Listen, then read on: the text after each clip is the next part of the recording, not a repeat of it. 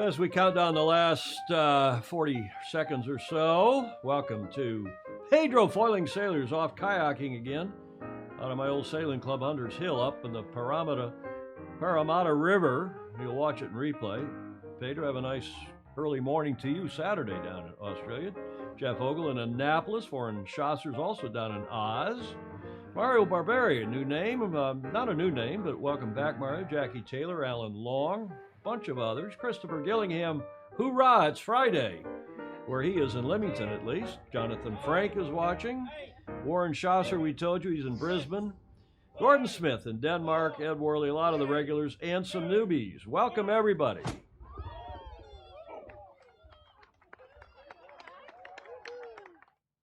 I love the Royal New Zealand Yacht Squadron. Countdown video. Here we go.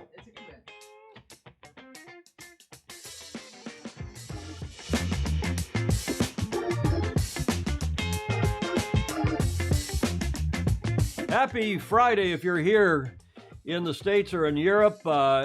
Happy weekend, Saturday to you in New Zealand, Australia, and beyond. Welcome to TFE Live number 458 for the first day. Bloody hell, Julie, the first day of October. Yeah. Hard to believe, isn't it? It is. I don't know. I guess time flies when you're having fun. At least I'm having fun. I hope you are too, Madam Co-Chair. Absolutely. Madam Commodore of the Beach Street Yacht Club. Are you enthused? Energized? Activated? When I start hearing from FOSI, I will be. Okay, well, we are once again live from the Beach Street Yacht Club. The fog is clearing here in San Francisco. It's been a very foggy morning. The foghorns went all night. Not that that bothers any of us because we're all pretty well used to it now. I'm your host, of course, Tom Ehman. Welcome. If you're new here, we always say a few things at the top of the show. And these days we are recognizing whatever big international day this is. And Julia, do you know what day it is? How apropos. Indeed. International Day of Older Persons. You would think the United Nations would have something better to do than declare all these different international days. Julia, this is our day. Oh, we better celebrate. Huh? We better celebrate. This is our day. I know. And a lot of our FOSI probably would qualify as well, October 1st. I'd never heard of this day before. Have you? No. Never heard of it. International Day of Older Persons. But the yachties are out celebrating it. This is a photo that was tweeted this morning by none other than Sail Canada. Oh, Canada. Mm-hmm. Today is the International Day of Older Persons. This weekend, take some time to chat with seniors at your yacht club or go sailing with your older family members. Julia, that is us. Yes. Is it not? It is. Nice photo, isn't it? Yes, it is. I mean, I think it's a terrific photo. They got some old coot there on the wheel. What kind of boat is that? Only you would know. Who knows what kind of boat that is? It's with a traveler in between the skippers. I should know what that is. Is it an H boat? Traveler between the skipper's cockpit and the crew and the nice, cute kids there up forward. Welcome to International Day of Older Persons. Julie, we should make this a celebratory day here every October 1st. Well, let's do that. Since we are older folks. Indeed. Interestingly, I've been contacted by a couple of these suppliers of microphones and gear. I mean, we use this thing called the Rodecaster Pro now for our audio. That picture's not so good. That's better. And the manufacturer that's contacted me and said, hey, we've seen your show. What are you doing? And how do you switch that yourself? And I said, well, we're just a couple of old farts that do this every Tuesday and Friday. Well, we'd like to hear more from you about how you do that. Because their pitch, of course, is always to young kids, the so-called content creators and the YouTubers and the Facebook Live streamers who are almost always in their 20s and 30s and maybe in their 40s. Yes. But not in their 70s and 80s. No. Not that we are. Oh, not that we are. Oh, no. Right? Of course we are. Julia, you're witness. You get to do this one now. Yes, now I am instructed. You're instructing. And instructing you to support us on Patreon. And you can push the spit it out. the address below,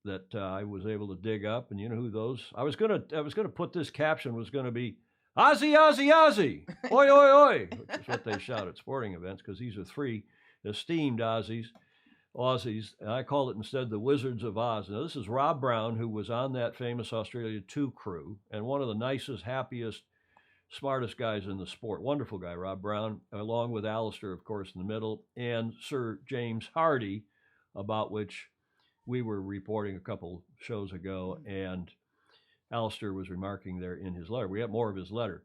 But I'm going to stop there and say, Alistair, we had talked sometime, you and I have talked about this, Julia, you and I have talked about this, that instead of waiting till somebody passes, like Bob Fisher or like the late, great Commodore Harry Anderson and one or two others for whom we have done tributes, memorials, we said we ought to do a This Is Your Life kind of a tribute for people who are alive. And I propose at this time to Alistair and to all of our FOSI, and Julie to you as well, but you and I have talked about it, that we start with Sir James, if he's willing and able. And Alistair, I would appreciate it if you would talk to Sir James, ask him if he's willing to become our first This Is Your Life, and we'll all come on a live show.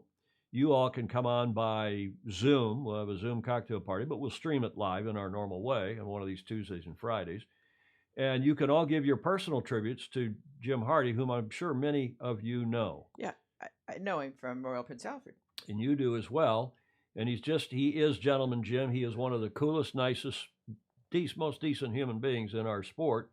Getting on a bit, but still sharp as a tack. We'd love to do that. Alistair, if you think that, sir, is a good idea, to let us know, and we'll carry on.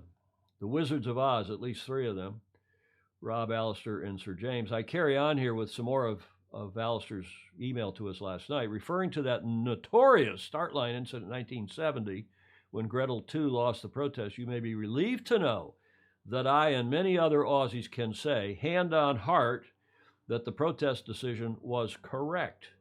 Not all agree, though. I'm sure that that's true, but I do believe it was correct as well. Alistair goes on to say, apart from Sir James, I am also happy to count John Bertrand, it's Aussie JB, as a good friend, and I'm sure you will be interested to know that the two of his Australia 2 mates are my fellow Australian Sailing Board members. Grant Simmer has joined the board recently, which I see you reported. Yes, we did report that. And I've had the pleasure of being on the board for the past 5 years with Skip Lissaman. And in that photo, I should have stuck it back in here. In the photo you showed of Alan Bond holding the cup at Marble House aloft when it separates from the base, it's Skippy in the center of the frame under Bondi's hand and between the two halves of the cup. And in fact, Skip is clearly present in any number of those photos, as was John Longley and the rest.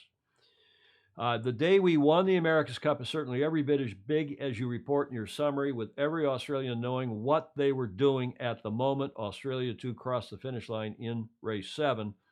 And I know that same thing for Mark Husted, who's an Australian living in Göteborg in Sweden, and any number of others who will tell you exactly what they were doing at that moment. Pandemonium broke out with our PM, Bob Hawke, the late, great Robert Hawke, who you referred to, declaring that, quote, any boss who sacks a worker for not turning up today is a bum, unquote. I couldn't come up with the exact quote, Alistair. Thank you for those. Were the words you were looking for in your report. Tom, ironically, one of my great regrets was that I wasn't in Australia to share the moment with my fellow Aussies. I was actually in the USA. I was in Newport during the middle of the Cup watching a few races, but because it was so long, I had to leave early for the IMTEC Marine Trade Show in Chicago. We have had this big trade show for marine trades, mostly powerboats, but a little bit of sailing as well for years. Like it was never quite as big as the big show, the METS, METS show in Amsterdam, which goes on to this day every day. He was at the IMTEC trade show in Chicago. We televised the remaining race live on our Ron stand display stand, and we were the go-to stand for a party as a result, no doubt. I bet that would have been fun. That would have been fun. And especially with what a nice guy Alistair is. Sadly, your comments, and this is key because we're going to talk about this some more. Sadly, your comments about the declining relevance, appeal, and awareness of the Cup to many are very true, and no place more than in Oz. Virtually nobody in the street would have been able to tell you the Cup was even on in Auckland recently, and very few could tell you New Zealand even holds the cup. And that's not just an Aussie Kiwi thing. Even in the, that's an editorial comment for me. Even in the yacht clubs of our land, there is only a core of people like me who are passionate about the cup and its history. For most people, it's a big yawn, although many did find the foiling monohulls exciting. Finally, it is so sad it can go in people's minds from being absolutely one of Australia's greatest moments in history, not just in sport, to being largely irrelevant and unreported. We have the sailors, the technology, and all the expertise required, but nobody apparently is prepared to step up, and back it financially. That, of course, is our FOSI. He's been on the show a couple of times, Alistair Murray, AM, from Australia, who is locked down, Julia. Yes. Still in Melbourne. We hope he gets out of that. Thank you. And I know he's on, along with 63 others. Julia. John Emmett says, Australia needs a team to raise awareness. This is one of those reasons why, and in simple terms, the more teams, the better. Absolutely. And that's what we've been saying all along, right? Right. Now, further to that, I have this image which I posted on my Facebook page this morning. And that, of course, is Alistair thinking about not only 83, but about 87. This is Dennis. This is Stars and Stripes, USA 55, training off Fremantle on a day in early 87 when the racing was canceled because of too much wind. Did that stop Dennis and co? No. They went afloat and they trained, and that resulted in one of the most famous America's Cup photos, at least of the modern era, ever, taken by Daniel Forster, our dear friend, the Swiss clockmaker, lives in Newport, Rhode Island these days, shoots a lot of stuff for Rolex to this day, and that, of course, Stars and Stripes training in Frio, 1987. Alistair, thank you for your kind comments. Thank you, Daniel, for that photo. And by the way, Daniel will be our guest next Friday. Brad Reed on Tuesday, and then Daniel Forster next Friday. We're going back to the spiritual heart of sailing in this country, to Newport, Rhode Island. We've done a lot of Brits lately, as we do often, and of course Aussies and Kiwis as well. And thank you again, Daniel Forster, for that photo. We will have him on the show next Friday. Okay, what comments, Julia? Kim Pennell, Kim in Auckland. Matthew Lovett is watching. We mentioned Jeff Ogle. Alan Long, Mentor, Ohio, which is just east of Cleveland. Mentor Harbor Yacht Club, one of the great yacht clubs in this country. Jody Shields, September is yesterday's news. It is. Well, it's 2 days news for you all down under. Geezer Day, hooray. J. Frederick Bland is celebrating with us. Hamish Ross, also the day that the verdict was handed down. We're going to get to that. Oh, the handed 22, the original 24 defendants at Nuremberg. Okay. We got some of Hamish Ross's stuff, too, apropos the America's Cup. Alistair Murray suggested I can get my mate. Excuse me. It's Michael Thomason said another suggestion. Gosh, Julia has some coffee. I know, Buddy Melgis. Yeah, Melgis would be good. Buddy's not 100%, but it'd be a good suggestion. We'll work on that. Thank you.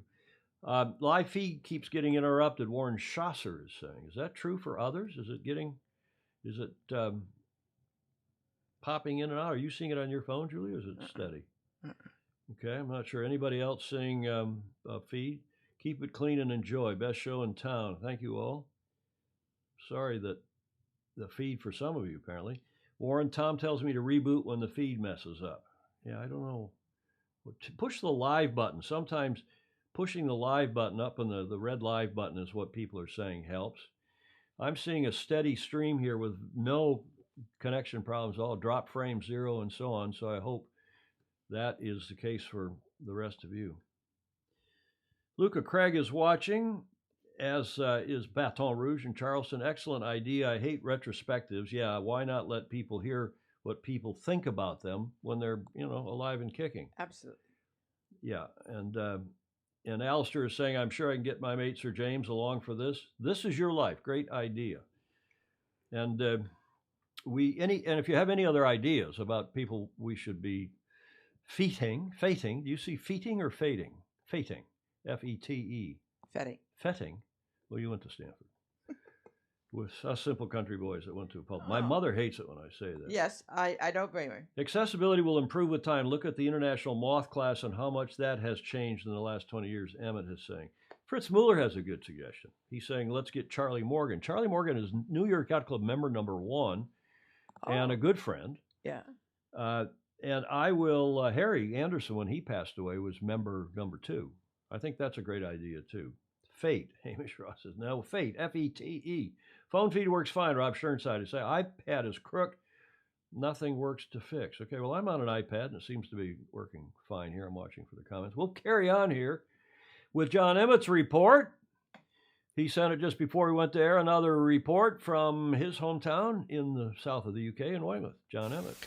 Hi, Tom, Julia, and all the FOSI. I was wondering if this is going to turn into a beard or no beard game. I was going to say, he's got a beard. I actually sailed today, and so with lots of salt water flying around, I'm reluctant to shave because often I cut myself and then it hurts like hell. So that's my excuse, and I'm sticking to it. Actually, the real factor is if I'm clean shaven, you may have noticed it looks like somebody's tried to cut my head off because I had a triple spinal surgery.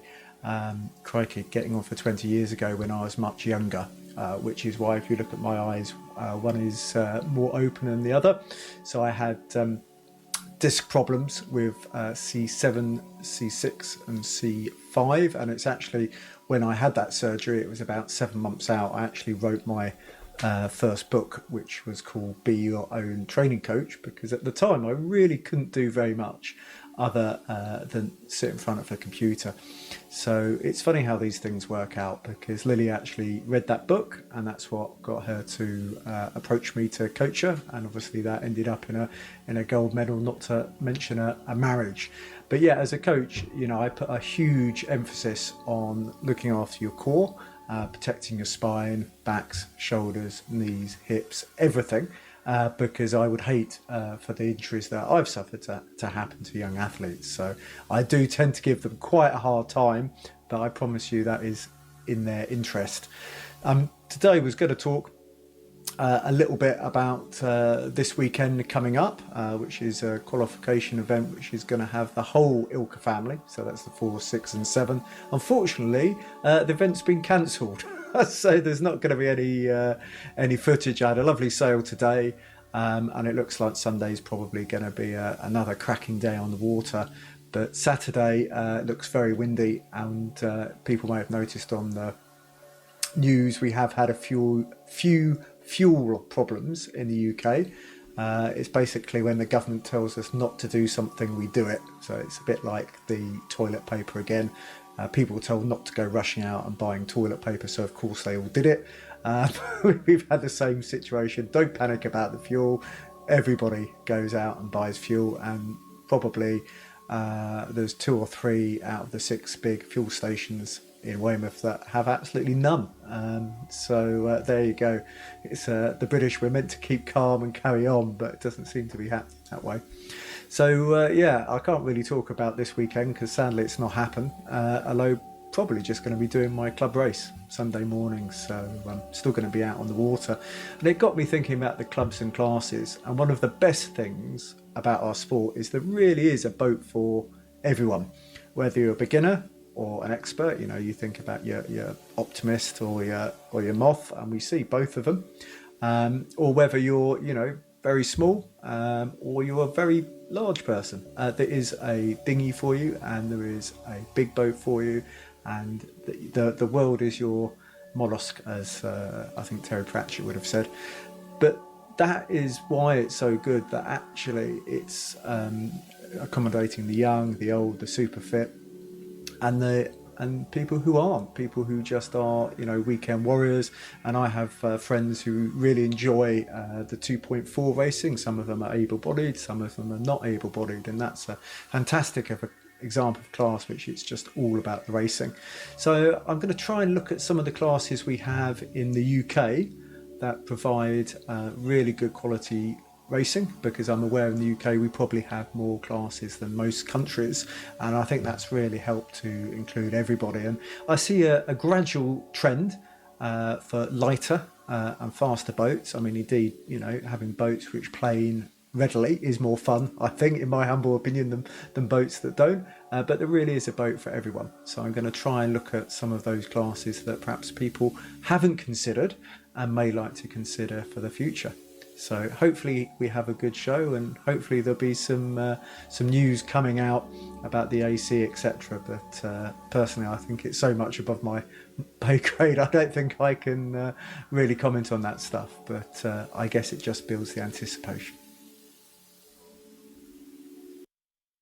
Okay, that's our super friend, super coach, FOSI, John Emmett.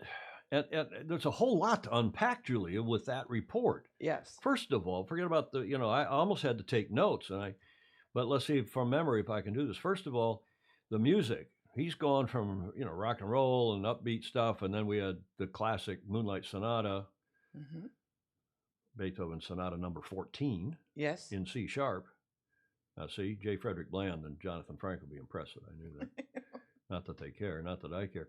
But the music was nice. It was almost ethereal. It was very calming and relaxing. Obviously, John's having a late night relaxation after being out sailing. And then there was all this talk about his beard, for God's sakes.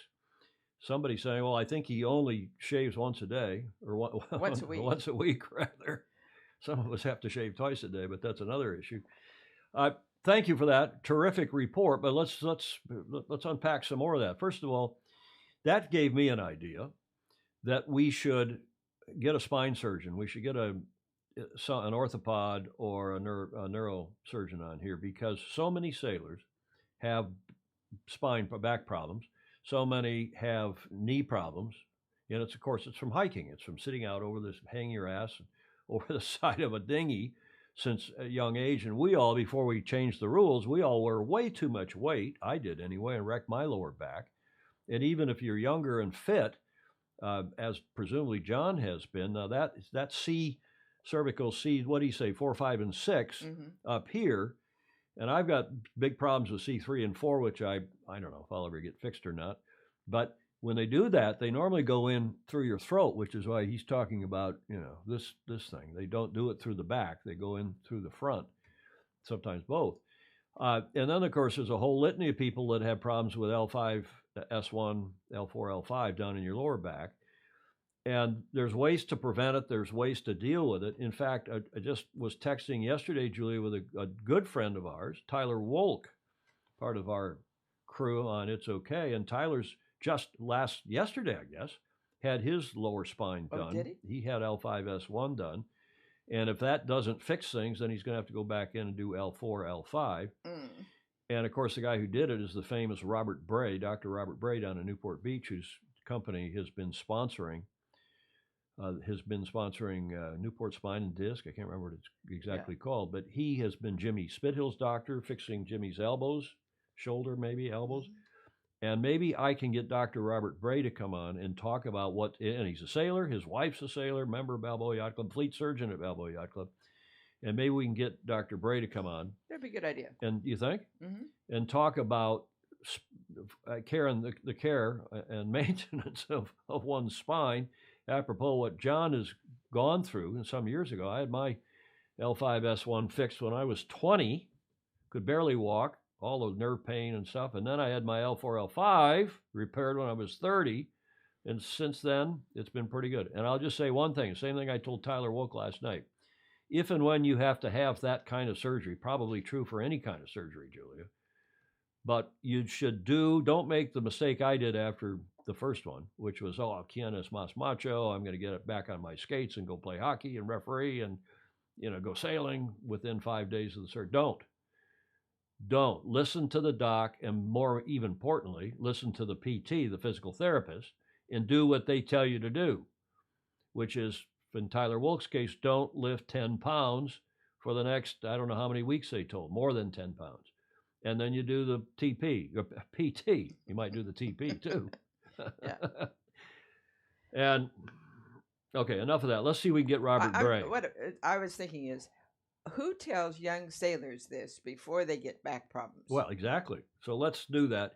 And I remember at what was then IYRU, and Paul Henderson and I led a charge to reduce the amount, to put a limit on how much wetted weight you could wet, because we didn't need water bottles. We weren't that sophisticated. We had these sweatshirt jackets, 7, 8, 9 layers of sweatshirts, and we put grommets in them, spliced them, kind of laced them together. In front, hopped in the water before the start of the race, got back in, and at least on the first weather leg, You're really heavy. you were really heavy. And then it kind of drained on the run, on the reaches in the run, and then you maybe dipped your back in for the second windward leg. Now they got water bottles, and you're not supposed to load and unload them. And they're also a hell of a lot safer because the water bottles float, don't really restrict you if you get in the water, whereas the sweatshirts were a bit dangerous. Yes, pull you down. But I think that's a good topic. And like we've been covering COVID with Dr. Andrew McIrvin, affects all of us. Let's see if we can get Rob. People are sort of afraid to approach that subject to begin with. Well, but let's do it. Let's see if we can get Rob Bray or someone else Yeah. like that. Back on a few of the comments, Julia, I see that, we've got, I'm going to leave his mug up there for a minute. I also see a great suggestion from Ralph Roberts. Ralph is saying, yes, what a great idea to get Gentleman Jim Hardy. But why don't we get Ralph Roberts on here and have a salute to Ralph? He is still, I think, one of the coolest people in the modern history of the sport, as I'm fond of saying. And Ralph is the dean of yachting in New Zealand, or certainly one of them. So let's see if we can do that. Mark Husted says, yeah, I remember where I was. I was in a brekkie. What's that mean, brekkie? I wonder. breakfast. A brekkie hotel. I don't think it means means a location. Brekkie is usually breakfast. Yeah, I know, but a brekkie hotel drinking beer. Okay, maybe it does. Maybe it was. Now, what else did Emmett say? He's talking about the cancellation of the Ilka Regatta. There was something else I wanted to unpack, and I can't remember now what it was. I know is he was saying about boats for different. We're lucky because our sport has horses for not courses, but that too, but horses for different bodies, for different weights. Yeah. Good points all. Anybody have a comment? Alistair Murray's watching. Breakfast. Yeah, okay, brekkie, I think you're right, Julia. It was a reference to by Husted saying, I was at brekkie drinking beer. Breakfast in the morning.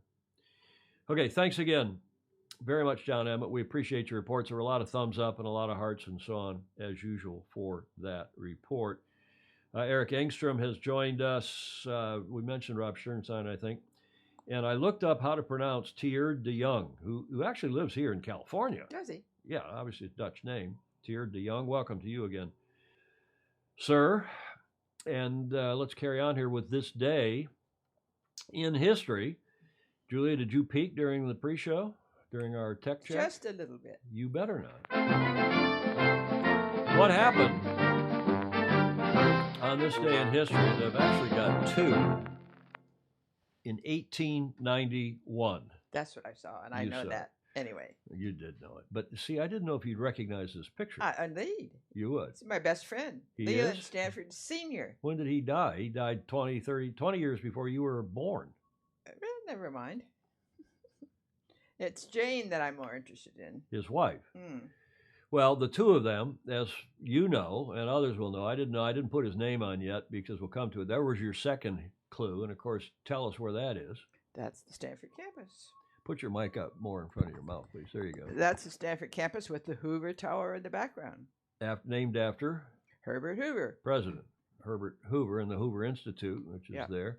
And there, of course, is the founder, along with his wife, Jane. Leland Stanford, who was born in 1824, lived through the Cup years and died only 2 years after founding Stanford University. Gave his farm, their family farm, and that's why it's called the farm. The Stanfords donated approximately $40 million US. It's equivalent to $1,152 million today to develop the university, which held its opening exercises on October 1, 1891, and was intended for agricultural studies. So you're just an agricultural school at the Aggie. Huh? You're You're an Aggie. I'm a Stanford Aggie. Its first student admitted to Encina Hall that day was the aforementioned Herbert Hoover.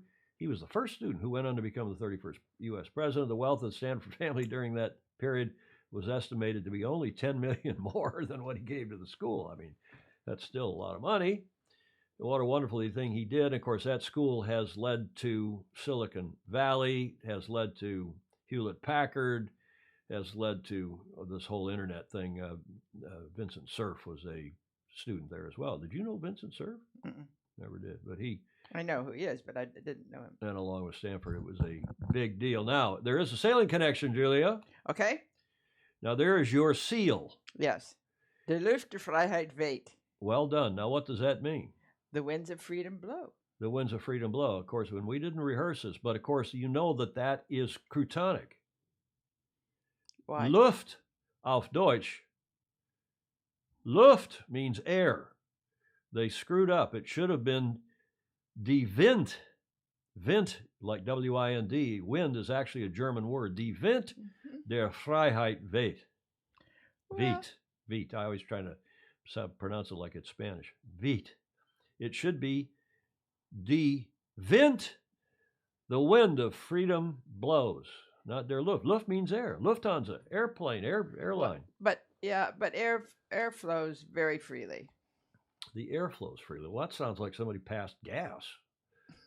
You can shake your finger. No. The air flows freely. Julia! The event, in any event, a great university, nice seal, nice tie-in to the wind, and I don't know what that, it was actually apparently originally, no surprise, it was from some European academic and writer who had it originally in Latin, and why'd they switch it to German, by the way? Why he wasn't German, Leland Stanford, he must have thought that the German engineers and German engineering was cool or something at the time, is that right? You have a big football stadium, not as big as Michigan's, No. but a nice one and a nice team. Who are they playing tomorrow? Oregon. Number 3, Oregon. The Yes. ranked number 3 team in the U.S. I will be there with our FOSI Andy Rose Oh, good. and Kevin Hampton. I'm going to go down and watch your football team, Julia. Yes. And Oregon, who I ordinarily would The Ducks. root against, is that they're so good this year. It'd be fun to see They them. are. They're sponsored by Nike. They have more uniforms in every game. They have a different uniform. Nike provides them apparently in different colors. The Oregon Ducks. Okay, I'll go down there and cheer for you. You know, your team has never lost when I've been at one of their games. Oh, good. Well, keep going. Well, it probably won't happen tomorrow because, as you say, the Oregon Ducks are so good. Now, this day in history, another one, this courtesy of Hamish Ross, in 1956, here's your first clue.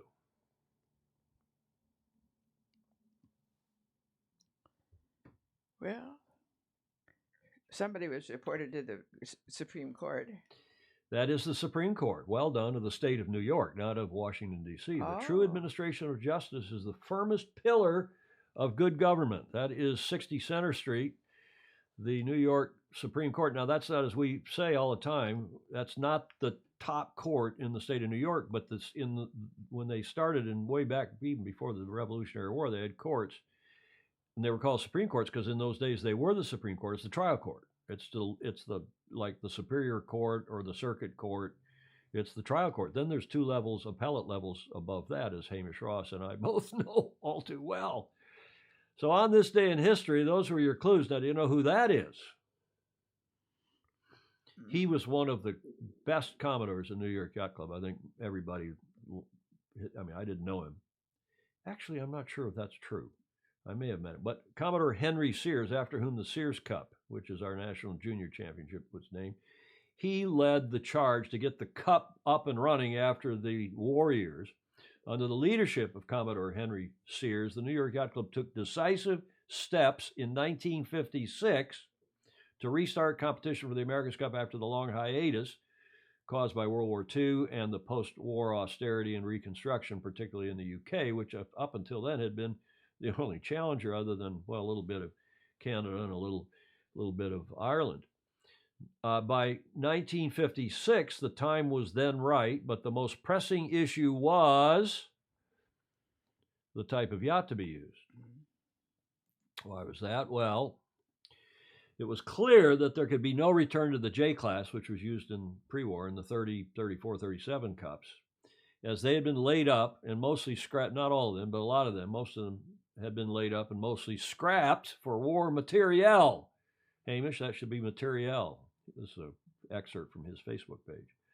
But the J class were simply too expensive to entertain. Anyway, so a move away from the J class began after the 37 matches. Owners turned to building the 12-meter yachts on both sides of the Atlantic before World War II and after, and it was the obvious choice, and that's true. But there was a deed of gift problem. Matches for the America's Cup required a yacht to have a minimum LWL, load water line, of at least 65 feet and had to sail to the port, the match venue, on their own bottom. Mm-hmm.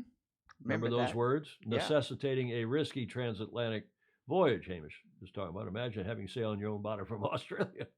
The LWL of a 12-meter yacht was a lot less than this. How much less, Julia? Hamish didn't seem to know. Or at least he didn't take the time to research it. I'm not being critical, Hamish. I'm just noting that. And few would sign up for sailing a day sailor, westwards against the general flow of the weather across the Atlantic. Well, exactly right. So in 1956, the minimum LWL was reduced from 65 feet to 44 feet, so that 12 meters that have a LOA, length overall, of approximately 60-something feet. But the shortest 12s, and there were few that were as short as 44 LWL, length at waterline, but there were some that were right down there. And the deed of gift was amended on this day in 1956. And after the Second War, the New York amended the deed by changing the requirements, we just told you, from 65 to 44 for LWL. And they also changed the rule about sailing across the ocean on your own bottom, and nor did it have to contain living accommodations, which was a rule honored in the breach, to be fair. Now, that was on this day in history, 1956. The deed was amended. There's a PS to this. Who knows what happened in 1985? Not on this day.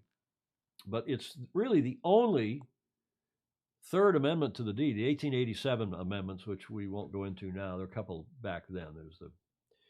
Back in the 1880s. But of the modern era, there was the 1956 amendments that we just discussed, and then in 85 there was the Southern Hemisphere Amendment, which we have been talking about on this show a lot, apropos whether the Cup could be practicably held in the Middle East in their summer months. They're in the Northern Hemisphere. But when Frio won, when Perth, the Royal Perth Yacht Club won, and they wanted to run it down in Fremantle, they couldn't under the then existing deed of gift. So they went to court in 1985. We all agreed to this. New York agreed to it. All the other relevant clubs agreed. Challenging club shall give 10 months notice, yada, yada. But the underlying words were added. But no race shall be sailed in the days intervening between November 1st and May 1st if the races are to be conducted in the Northern Hemisphere. In other words, you can't race it in the winter. No, in the Northern Hemisphere. Cannot be run between November 1st and the end of April if the races are to be conducted in the Northern Hemisphere. Of course, that's the sweet spot for running it in the Middle East. Yeah. And no race shall be sailed in the days intervening between May 1st and November 1st if the race to be conducted in the Southern Hemisphere. In other words, cannot be run in the Southern Hemisphere winter, accompanying 10 months notice, yada, yada. So that was the 85 amendment, and I stuck that in because it's apropos what's going on now. And Hamish made the point in his Facebook page post, and I made the point here too, that obviously New York did not think they could mutually consent with Royal Perth or anybody else into running the Cup, irrespective of what the deed said. They thought they had to go amend the deed, and they were right, because that's one of the conditions, the provisions in the deed, out of which you cannot mutually consent. Only the regatta conditions, the race provisions, can you mutually consent out of them.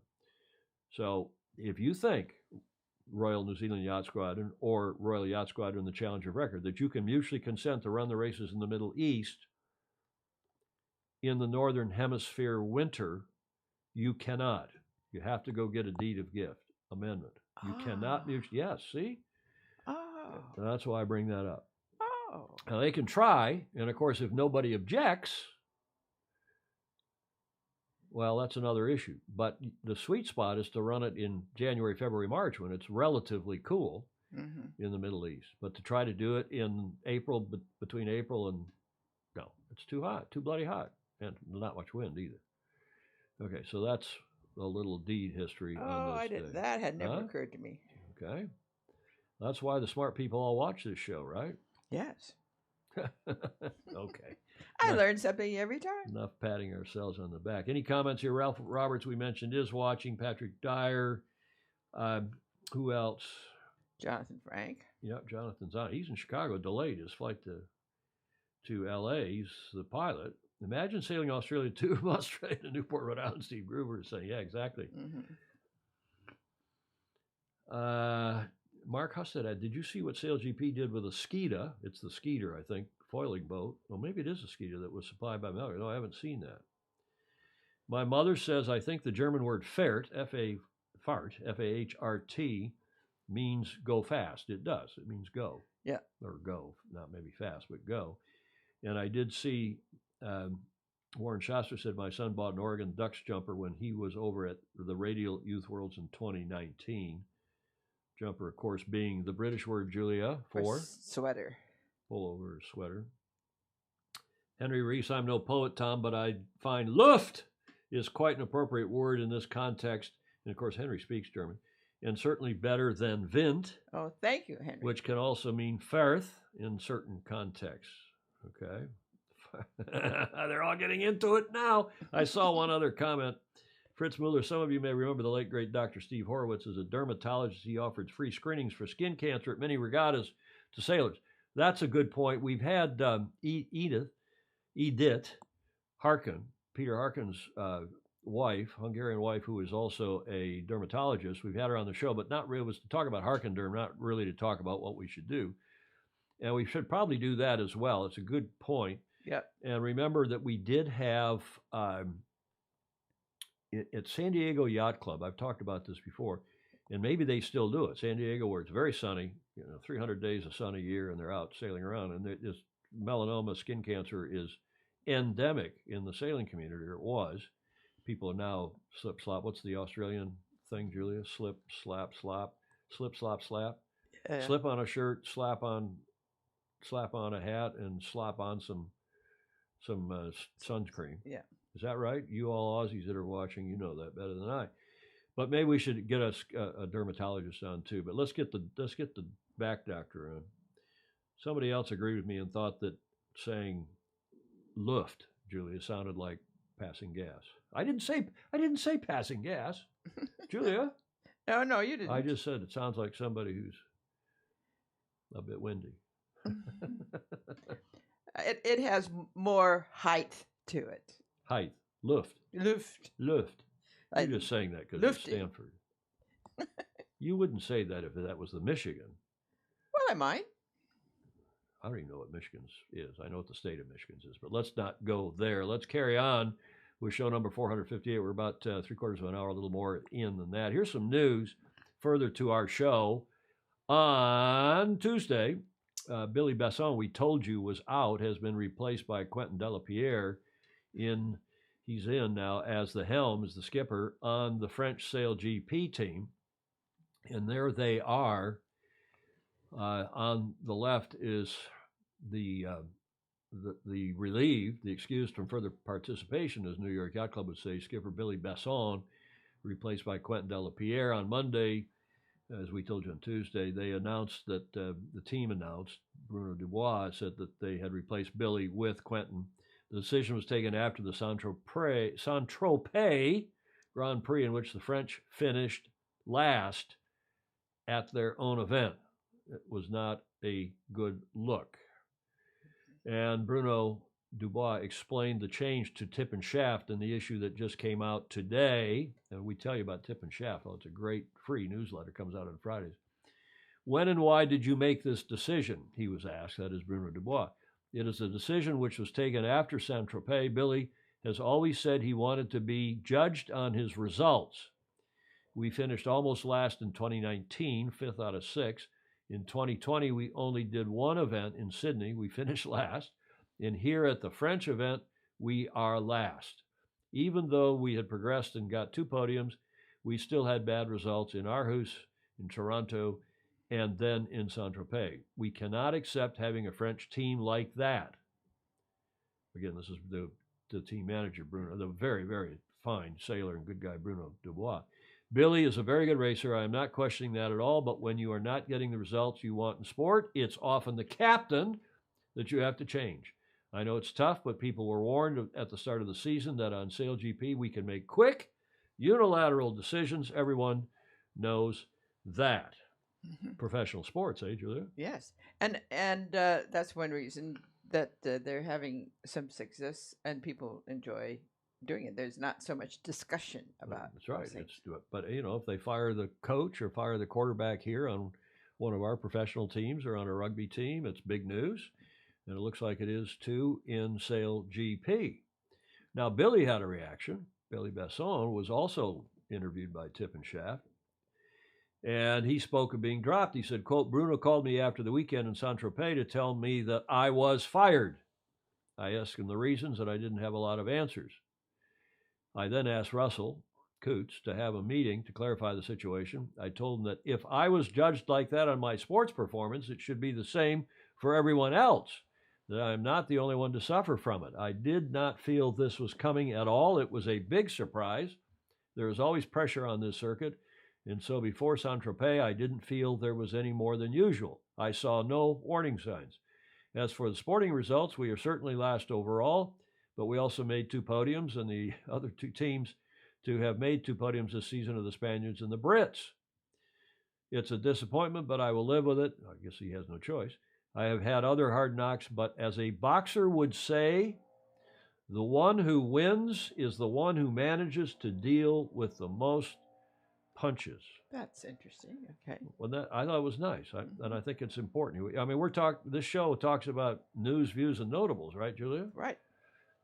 And that's news. That's all 3 in one tongue. That's exactly right. Okay, nice stuff. I mean, not nice for Billy, who's a nice guy. I don't know him well, but I have met him, and by all accounts, a terrific guy. It may improve his sport. It may improve the other teams too. Say, hey, look at what happened to Billy. We better get our act together. Yeah. And, I don't blame Bruno Dubois for, you're going to do. Go say, hey, Billy, if you don't do well in this event, we're going to fire you. That's a little, that puts a lot of pressure on him. So maybe it's better to handle it the way he did. Well, we will. Any other comments on that? Not yet. Jay Randall, we're back on health. Another health issue for our sailors is our eyes. I see so many sailors, especially kids who don't wear sunglasses. Yeah, there is the reflection of a lot of eye damage, and there's that growth. I can't remember the proper name, that if you're out in the salt, particularly salt water, salt air, with reflecting sunlight on your eyes, it can cause some growth on your eyes and so on. So that's a good point. We should probably get an ophthalmologist in at some point as well. What do you think, Julia? Stanford Junior College, Roger Lockhart is asking. Right. Well, you can tell him why that is. Yeah, because it was named after Leland Stanford Jr. Yeah, it's not because it was a junior college like a community college or something. It's because they had a kid named Leland Stanford Jr., after whom they named the college, right? Yeah. Interestingly enough, his name wasn't originally Junior.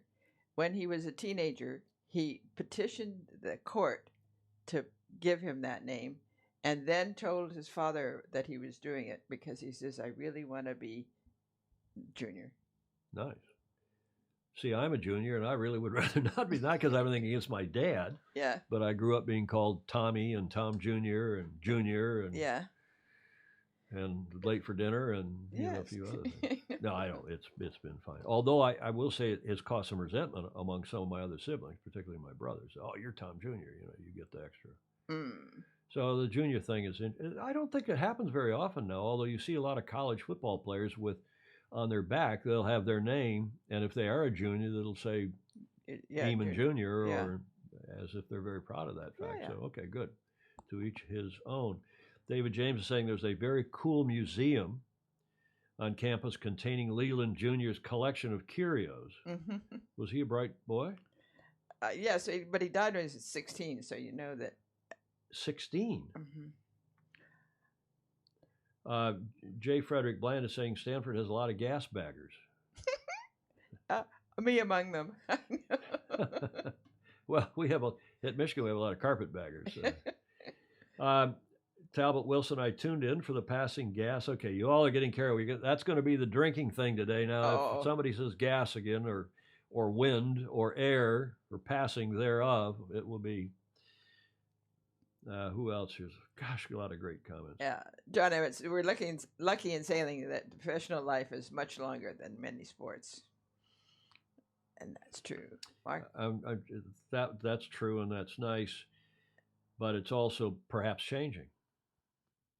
Maybe it's changing, John Emmett. But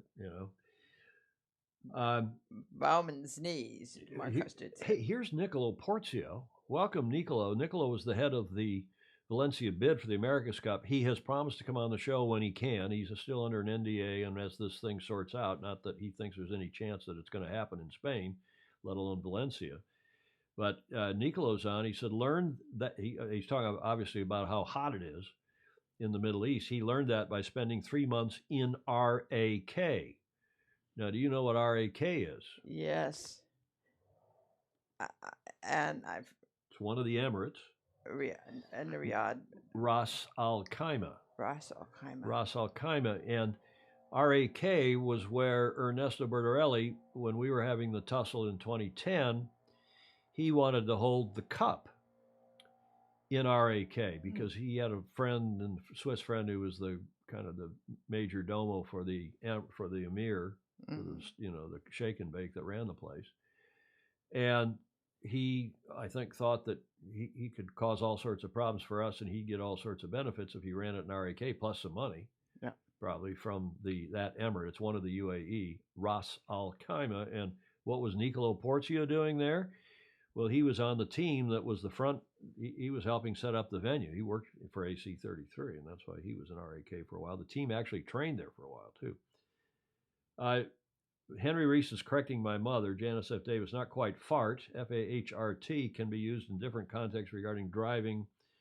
The farer translates as driver. Ausfahrt means exit, and Einfahrt means entry. Well, all of us that have lived in Germany knew that, and your late great German husband would have. Yes. You would have known that from him, Julia. I will tell you one more thing. If I don't, my mother will, and that is that we had a cheeky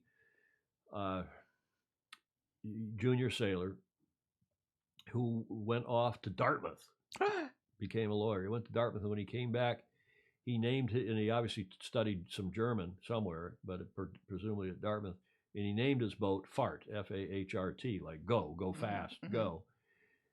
And it caused all sorts of problems in the yacht club and our little sailing club back in Michigan, and people wanted to change the name. It was a terrible thing. Yes. If you'd been around, you would have.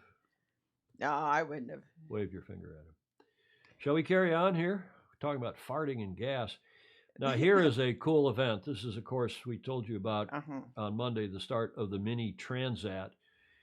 100 boats almost that are going from Les Sables d'Olonne in France.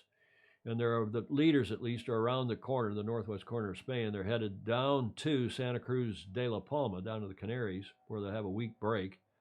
And these are single-handed boats without no outside assistance. And then their second leg, which is longer, 2,700 miles across the Atlantic, hence the name Transat. And they are going to Guadeloupe. And this is, I can't remember which edition, but this has been going on for quite some time in these little 21-footers.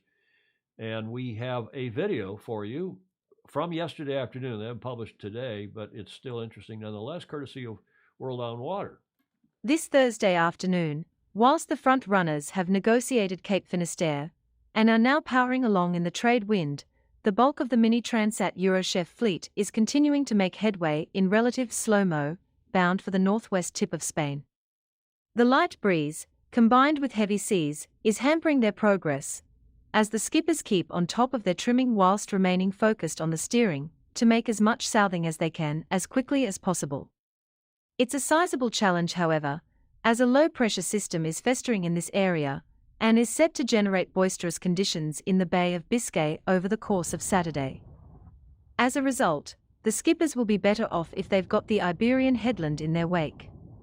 The wind is erratic in the Bay of Biscay and offshore of Galicia. In this way, the bulk of the peloton in the Mini Transat Eurochef is struggling to make headway. Some are clearly giving their all, focused on the trimming and the steering in race mode. Others, doubtless more tired or located closer inshore, where the wind is buffeting them, are finding it much tougher to get their machines making headway on what are still lumpy seas.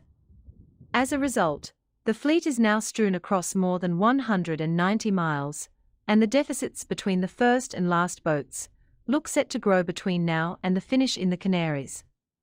Indeed, the leaders have now rounded or are about to round Cape Finisterre, and are gradually managing to hitch a ride with the famous trade wind. This steady northeasterly breeze should enable them to devour the miles to the finish in La Palma at a blistering pace, as is already being evidenced in the speeds posted by the first prototypes and that of Pierre Leroy, Boat 1019 Teamwork, in particular. The latter is currently hurtling along at an average of over 14 knots, whilst the majority of his adversaries are racking up single-figure speeds. At the latest polling, the skipper from Lille, who has sailed an absolute blinder of a course offshore of La Coruna, has really stolen a march on his pursuers with a lead of nearly 30 miles ahead of Tanguy Bourelec, Boat 969 Tolek MP Apogo, whose tracker should be transmitting again by 1800 hours, and Irina Grocheva, Boat 800 Path, who are sailing neck and neck with Fabio Muzzolini boat. Though the latter posse and a handful of other skippers will literally take off for the Canaries, where they'll likely complete the 1,350-mile course that makes up this first leg on Sunday night through into Monday, their fellow rivals won't all suffer the same fate. Some will have to contend with flukier conditions colored by more transition phases. Others may well suffer the influence of another low-pressure system set to roll across the Bay of Biscay on Saturday. According to the latest forecasts, this closed zone of low atmospheric pressure could generate a southwesterly wind of 30 to 40 knots. It goes without saying that this would make the situation much worse for those to the north of Cape Finisterre. Within this context, it's advisable not to hang around. The skippers seem to have got the message through studying the daily weather reports. Advisable not to hang around. I think you could say that about us, Julia. I think she's a perfect narrator. You know, I'm glad you said that because I don't know. Jeff Waller, who's off and on here, it's early down there. He's in Australia, presumably, early his Saturday morning. And I don't know if he's producing these or if the Mini Transat folks are producing these, but I believe that is an automated voice. She's reading the script by computer and then doing this, and it gets better and better with literally each passing month. These auto it's very clear what's going on, and it's amazing, right? Now this is just after the start, obviously, so which was on. It got delayed from Sunday to Monday, I think. And let's carry on. I'll get out of this video and. But it's nice. They're nice images. I would like to. I don't know. I must be crazy. I would like to do this race. It's the first time I've said that about an offshore race. It surprises me. Yes. Other than, other than, I think we can lose that and just go with the images. Other than the racing we do on our 50-footer, which is, precious, close to shore and along shore racing. But I just think these images are great. I think these 21-foot boats are cool. I think the idea of doing it seat of the pants, you don't have any satellite weather, you have to do your own routing. Mm-hmm. You're not talking to anybody on shore except in an emergency, and then on a race committee channel, yada, yada. But they're cool boats. Yes. Now look at this. Okay, so here's what's really going on. This guy she mentioned, Pierre Leroy, on Boat 1019 Teamwork, as of this morning, this was this morning our time, at 17:30 French time, so that would be 3-4 hours ago now, maybe a little longer than that. Let's see, maybe 6 hours now. He's going along at 9.5 knots, and still, I think the 630 is his distance to the finish in Palma, and I don't know how far ahead he is, but you can see there on their track. The tracker's not wonderful. It's not as good as we've seen in some of the other races, but that's as that screenshot apparently as of 1800. CET tonight, your time in Europe Friday, and it's now 20 Is it 2200 CET? No, it's 2300 CET. So that is 5 hours ago. But this guy, Pierre Leroy, is leading. Their tracker is okay. You can see they got the boats aground on Cap Finisterre. So it's not perfect, but it's okay. And we love these trackers. I think we're going to have a tracker for Gov Cup next year, Julia. Oh, good. Yeah, Chris Bretschker is working hard on that. Comments?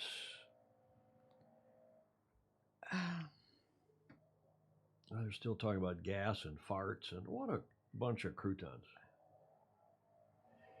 I think Billy's problem was that this is back, Jody Shields was saying, apropos Billy Besson, his biggest problem is that he didn't use the software enough in the boat to sail it, hence the massive amount of boundary penalties, etc. You can't win races if you're constantly pulling the handbrake on. Tough school, but performing constantly is the key to attract sponsors. That's why it was interesting. Dubois said, I need a new face. Steve Gruber, sorry, Ted. I think he means, I don't know if he's talking to Ted or to me. There's somebody else up here, Ted. Using that name fart on a boat is not correct. I guess that's what they mean. Maybe it's something else. What other comments? I've always wanted to have a dog called Roger. Then I could shout, Roger the dog. Gordon Smith. Fabulous sailing conditions. This is Andrew Pindar. Hi, Andrew. Fabulous sailing conditions in the UAE and around the Gulf regionally for much of the year. Yes, that's true, but not in so much in the months April through October. Right? Commodore Pindar? I am beginning to hate this voice already. So you don't, John Emmett, Julia, is not as fond of that voice as were you. Well, I wouldn't like to listen to it all day, every day, but doing the description of what's going on in the race course for 10 minutes is great. And Jody Shields says, please, Siri is back. This is so bad. Okay. Now, I want you all to notice something. Julia just looked at her monitor and swiveled to her left to center herself in the shot. Didn't you? No, I didn't. Oh, you didn't. No, you didn't. I did, but by accident. I got to fix your key. You look like you got the Leaning Tower of Pisa behind you. That light stand and the plant stand behind you. We'll fix that in the next video. Gordon Smith, I think much of the discussion about the region, I assume he means the Middle East, is not really based on people's actual sailing experience. Fair enough. Jody Shields, I've heard more emotion from a tree than from this lady that was doing come on, surely we can do better than this. Well, yeah, and as I said to Jeff Waller, I don't know if it's Jeff's videos or if it's the Mini Transat people, but it probably is the Mini Transat people. They probably don't have any native Anglo speakers, so they use an Anglo service, automated service. But we'd help. Jody, I'm sure you would help. We could take it if somebody would send us a script.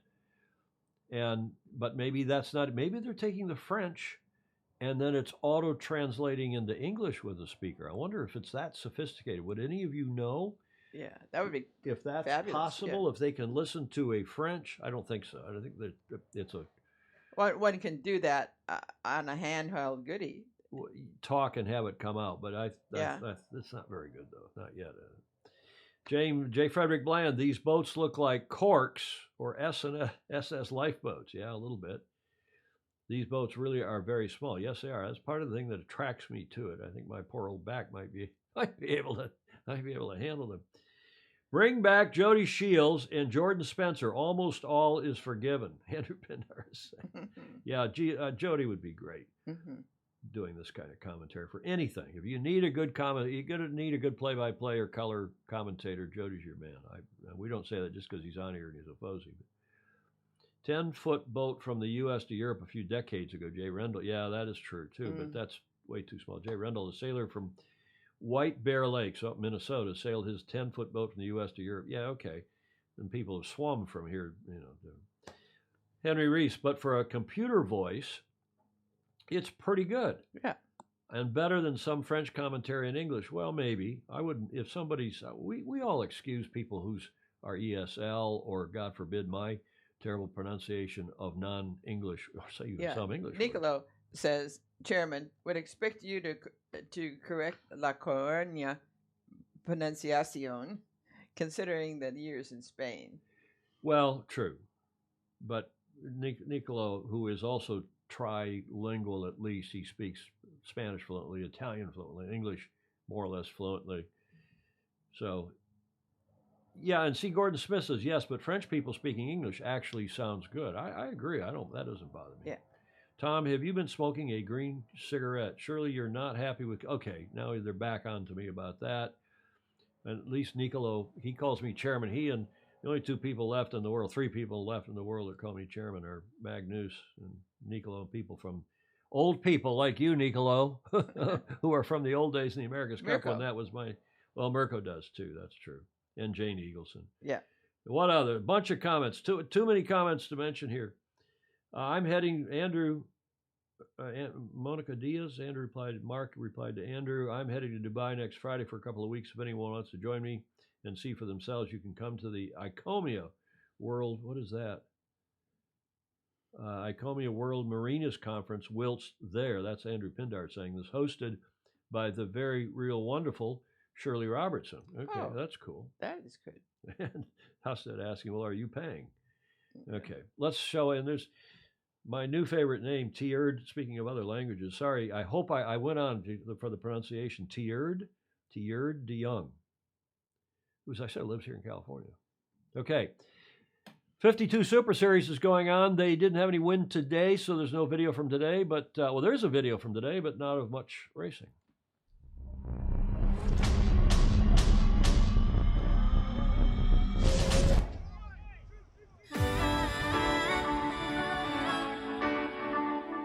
Welcome to day 4 here in Menorca. We've had 2 good days of racing. Unfortunately, the forecast is not so good today. It's going to be very, very light. So stand by, cross your fingers. Let's hope for wind.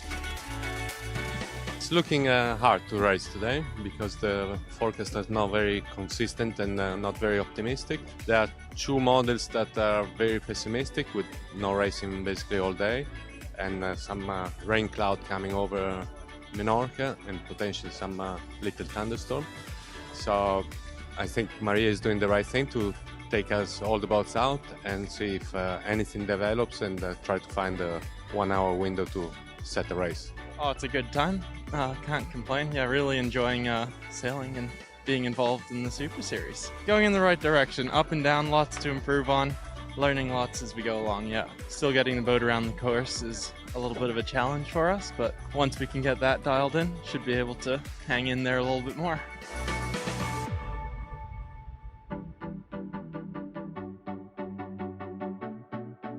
No racing today then because of the lack of wind. The fleet went afloat and sat and waited patiently, but unfortunately then nothing. Top of the table then is still Platoon, Harmuller Spears team, who won here in 2019, going into the final day with a very small lead. We need to keep thinking that we sail last days and what we learned from last days and keep in mind and be focused for tomorrow because everything can happen in the last day. We try like a team to be strong. It's very difficult because in this regatta and this circuit, everyone is super strong, so you cannot relax any minute. Quite difficult conditions because especially the waves are bigger than normal. We are sailing the Mediterranean, so to take the momentum on and how to sail with the waves is different. Yeah, quite brilliant, good fun. It's good that we can just take the boat, go around the course and have some nice racing in those conditions. That was very fun, yeah. Oh, it's certainly been good fun. I mean, it was particularly yesterday was really awesome. Some of those waves were very impressive. Meantime, it's a good chance for the guys here, some of whom have been extremely busy sailing over the last few weeks, getting just a little bit of a chance to enjoy Mahon and the beautiful island of Menorca. It's beautiful. It's a fabulous setting. So, you know, it's calm and the people are wonderful. So really having a nice time. Well, we're always hoping for a Super Saturday showdown. This time we might be just hoping for wind, but it does look quite promising.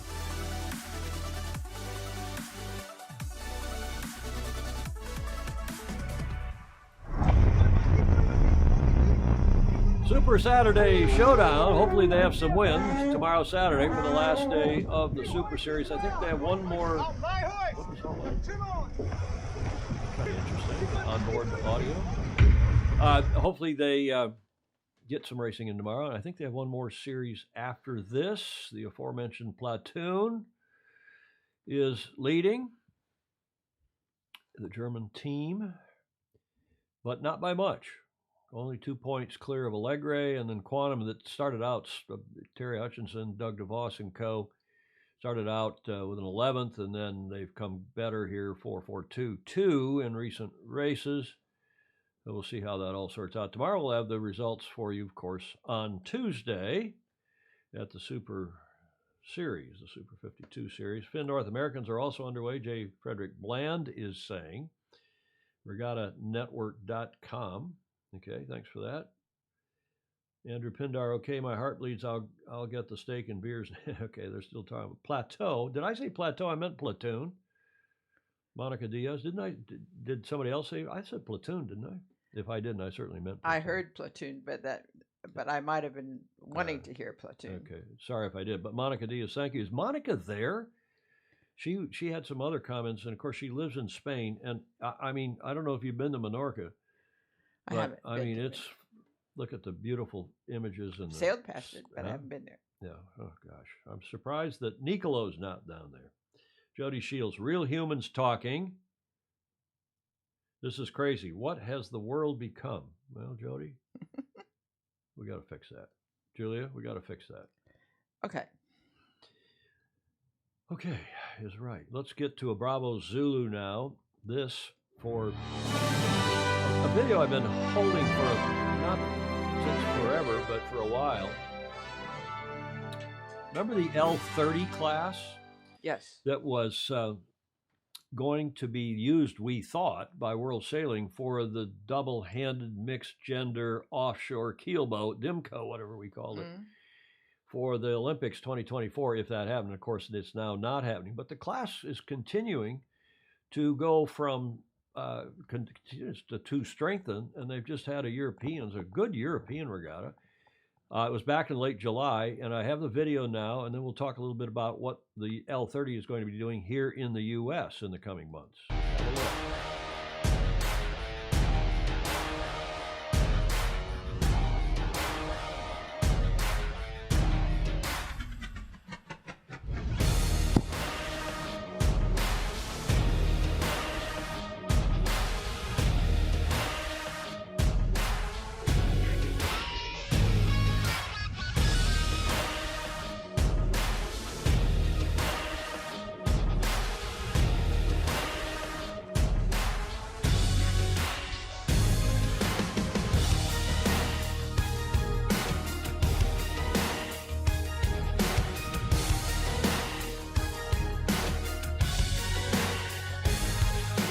So today we had a really strong wind, 16 and 18 knots, so we had to really go very, very hard upwind. We ended first, the first two races, and so we thought we could, just have it loose for the third one. But overall, we are very, very happy with the result, obviously.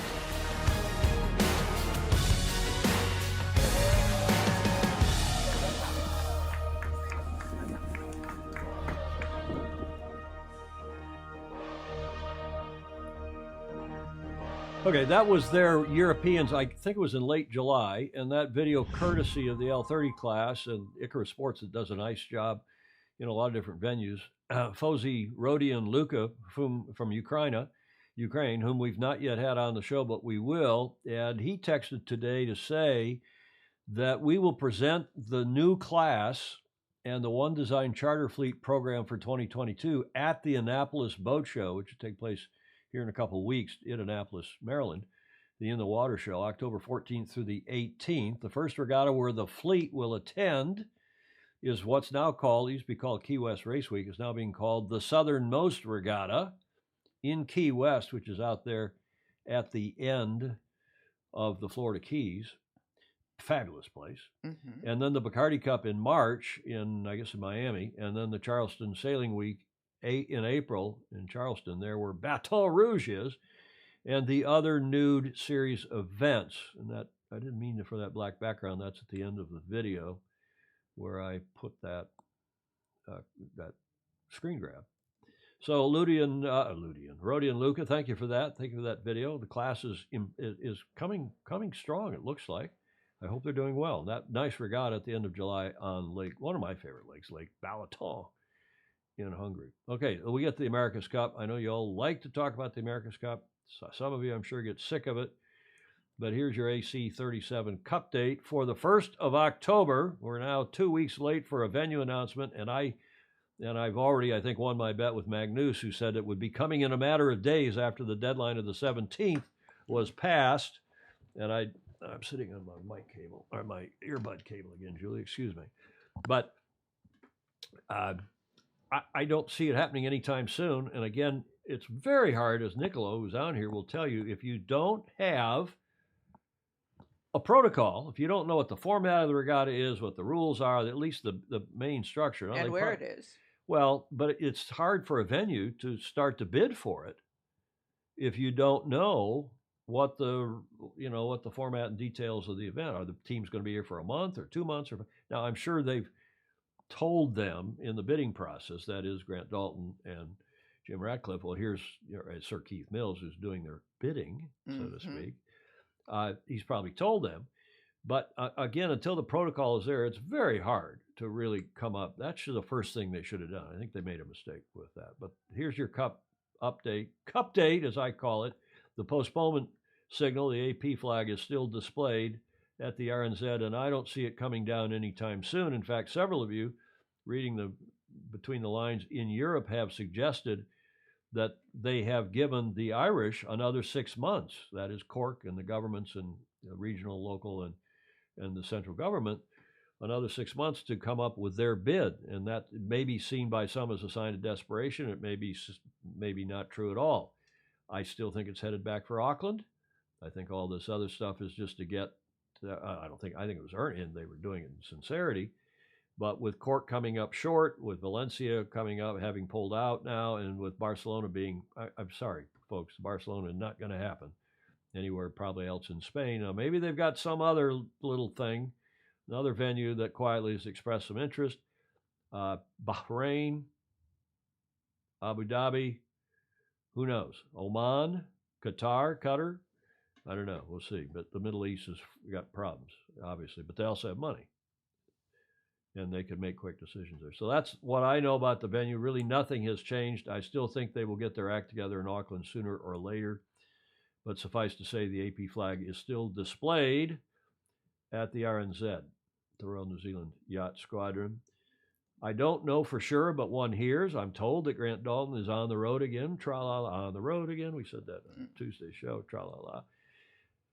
And this guy has gone quiet. This is Mr. Mark Dunphy of New Zealand, the Greymouth Petroleum CEO. And it's a good thing he went quiet. I hope Hamish is not sending any more emails to New York Yacht Club, Hamish Ross, trying to knock the squadron out of the box, because the Royal Yacht Squadron is the challenger record. They have been challenging since the last century, 2 centuries ago. They're the last British team to make it to the match in 1964, and they've been in the Cup in both 17 and in 21, and whether they got an LTD after the name or corporate change a few years ago, or, I just don't see that as ever being relevant. Now, the argument on the other side that some people will make is that if the controlling body is not the yacht club, if the controlling body really is a corporation controlled by some, like the Beach Street Yacht Club is controlled by you, the Commodore. Oh, yes. Well, I mean, it is. I mean, you and, And you. I'm at least an advisor, but you make any and all final decisions here. We have commissioners that are in lieu of committees. Mm-hmm. We don't have committees. Mm-mm. And your commissioners make recommendations to you, and then you decide. We'll admit that person or we won't. Yep. We'll have an annual meeting or we won't. Mm-hmm. We'll serve tequila or vodka at the annual meeting, or maybe both. Or both. No, but seriously, yeah. If the Royal Yacht Squadron Limited wins the Cup, and it's then not controlled by the Royal Yacht Squadron membership yacht club of several hundred years stature, and it's controlled by a little board of a corporation on the side, well, composed of yacht club members. Well, presumably, but the deed anticipates that it'll be controlled by a club. Yeah. Now you can argue, well, was the Golden Gate challenges and defenses controlled by the club, or was it controlled by Larry Ellison? And I'll tell you what, as Niccolo knows, because he was also involved in, and I talked to Ian Murray last night, by the way. I texted with Ian Murray. Mm. we were I was then the vice commodore. We were very careful to be sure that any and all decisions were documented and confirmed or affirmed by the yacht club board. Mm-hmm. And every now and then, once in a while, the then commodore and I, Norbert Byron and I, would go to the board and say, well, here's what's going on. We'd like your assent to do this or that. And somebody would say, well, yeah, but why don't we do this instead? And we'd say, oh, that's a pretty good idea. Let's go back and check with Larry and Russell, and maybe we'll do that. So, the yacht club did run it. Was it still at the end of the day, Larry, he who has the, piper speaks. The pipe calls it, he who pays the piper calls the tune, right? Right. Isn't that how that goes? Yep. So we'll see. I don't think the Royal Yacht Squadron is a problem. Now, this guy, I hope, has the support that one hears he does, and that he can get together the money in New Zealand, sit down with Mr. Dalton, not try to knock Mr. Dalton out of the box. That was also a stupid move, because you got to have somebody to run the team, but then have some kind of a structure with the government, with the central government, the local Auckland government, and also with the business community in the greater Auckland and New Zealand, and come up with a plan to host it in Auckland. If it's not 24, do it in 25.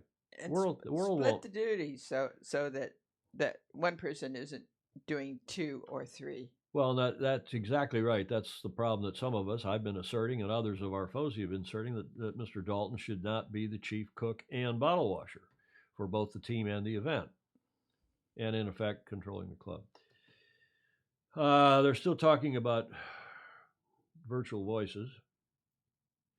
Gordon Smith, imagine if TNZ had to face Ineos with rather too few resources. Could be David versus Goliath, which could be a dramatic story in and of itself. Well, that's true, and that could happen regardless.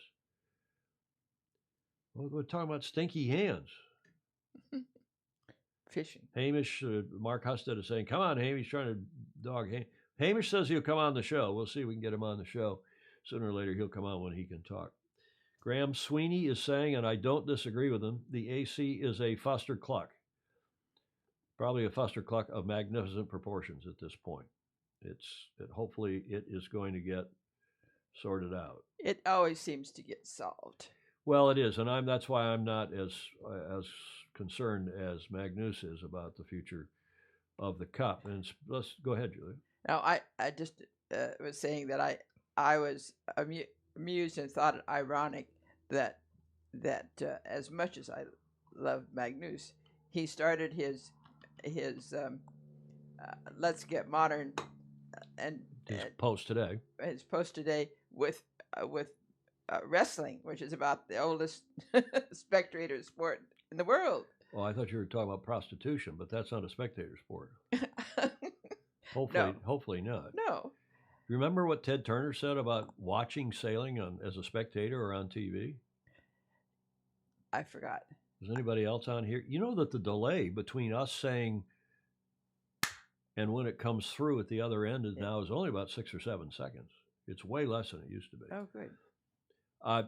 Ted Turner. Look at all the comments. Ted Turner said, sailing is like sex. I'd rather do it than watch it. Yes. That's not a shake of your finger thing, is it? No, it's true. Not. It's true. Yes. And several comments now on here, Julia. Can members of RNZ, the Royal New Zealand Yacht Squadron, vote to override ETNZ? Well, that's a good question, Ed Worley, because they have an AGM coming up. The Royal New Zealand Yacht Squadron AGM is in a week or so, and the members can vote to override the committee, but I doubt they'll do that. But let's see. They have, remember that, a special AGM not too long ago. Yep. We shall see. What other comments here? Now you see who's up there at the top. That's what we're going to talk about next. I saw another comment. Industry health check question, everyone. Please hit the like button if you are planning on going to METS in November. There's a comment from Andrew Pindar. Now, again, METS is the Marine Trade organization, and it's in Amsterdam, and it's a week-long or maybe 10-day-long event that I have been to. Alistair Murray, if he's watching, he's probably going out now and gone cycling. But I gave a talk there for one of Alistair Murray's groups when he was heading up various things. Peter Harkin is often there. Alistair is there. It's, I guess with the COVID now, maybe that's why Andrew's asking. But it's a terrific event normally. What else here? Dunphy got Dalt's back up irretrievably. That's what Brett Hailstone. Yeah. Is that a real name? Hailstone. Yeah. Oh, there's a great name. It is. And Jody next says, I changed my mind. I see that. I'd rather listen to a voiceover microchip than listening to America's Cup speculation. Well, here's Jeff Ogle saying for a billionaire, he sure looks, here's a great word, unkempt. Mm-hmm. I haven't heard that word since my grandmother used to use it about me. Tommy, you are looking a little unkempt today. Well, sir, he's changed also. It's no longer Sir. I see in their press materials, it's no longer Sir James. Everywhere now, it's Sir Jim Ratcliffe. Mm-hmm. And of course, they rebranded as from Ineos Team UK. They were Ineos Team GB. They're then the Ineos Team UK when the great British the Team GB, which was the Olympic team, and they asked them politely, apparently, to change to UK. So they did. Ineos Team UK, as you all know from the last Cup. Now they're Ineos Britannia. Mm-hmm. As we told you a couple of weeks ago now, or 10 days ago anyway, that they have announced that they're having a live stream next Monday, the 4th of October at 12:30 British summertime, which, by the way, is 04:30 here, if you want to get up and watch that. I'll record it. I'm going to watch it. Get up and watch it. That is on their, what they call the Inside Tack, their live show. It'll be streamed. You can sign up at Ineos Britannia. Did I say Britannica in one of those previous? I hope not. I did. I think that was Britannica. It's Britannia.com. Apologies if I said Britannica. That's a bloody encyclopedia. For next Monday, and you can still sign up. There, I got it right on that lower third. Britannia reveals their AC-37 campaign on Monday. Now, a couple of interesting things we've been telling you. First of all, it's happening not at the Royal Yacht Squadron or at some fancy hotel or restaurant or bar in London or hotel. It's happening at Brackley, which is the home of the Mercedes-AMG Petronas Formula One team, 70 miles northwest of London. The team operates a state-of-the-art technology center in Brackley that covers an area of 60,000 square meters. The site provides cutting-edge facilities for the design, development, manufacturing, assembly, and operation of championship-winning F1 cars, wind tunnel, and so on. So the event, of course, I'm sure have world-class telecommunications facilities there as well, which is probably one of the reasons they're doing it at Brackley, a studio and lighting and cameras and control rooms and so on, just like we have here, Julia. We could have done it here. They could have come in, could have put Sir Jim here and Sir Ben. But there's one other interesting character that's going to be there. Yes. And that was revealed this morning. You see who these two gentlemen are? Well, we told you about this over almost 2 years ago. We heard, first to one hears, right, that Sir Ineos, as I call him, Mr. Ratcliffe, not Sir James, don't call me Sir James, Sir Jim Ratcliffe was getting involved with this Formula One team. And that he was becoming, ultimately, then he became a co-owner with Toto Wolff and with Mercedes. And Toto Wolff, whom I don't know, but he's an Austrian race car driver of considerable repute and also a businessman of considerable repute. And he and Jim now, Sir Jim, are partnering not only in the F1 team, but in some other endeavors. And it would appear to yours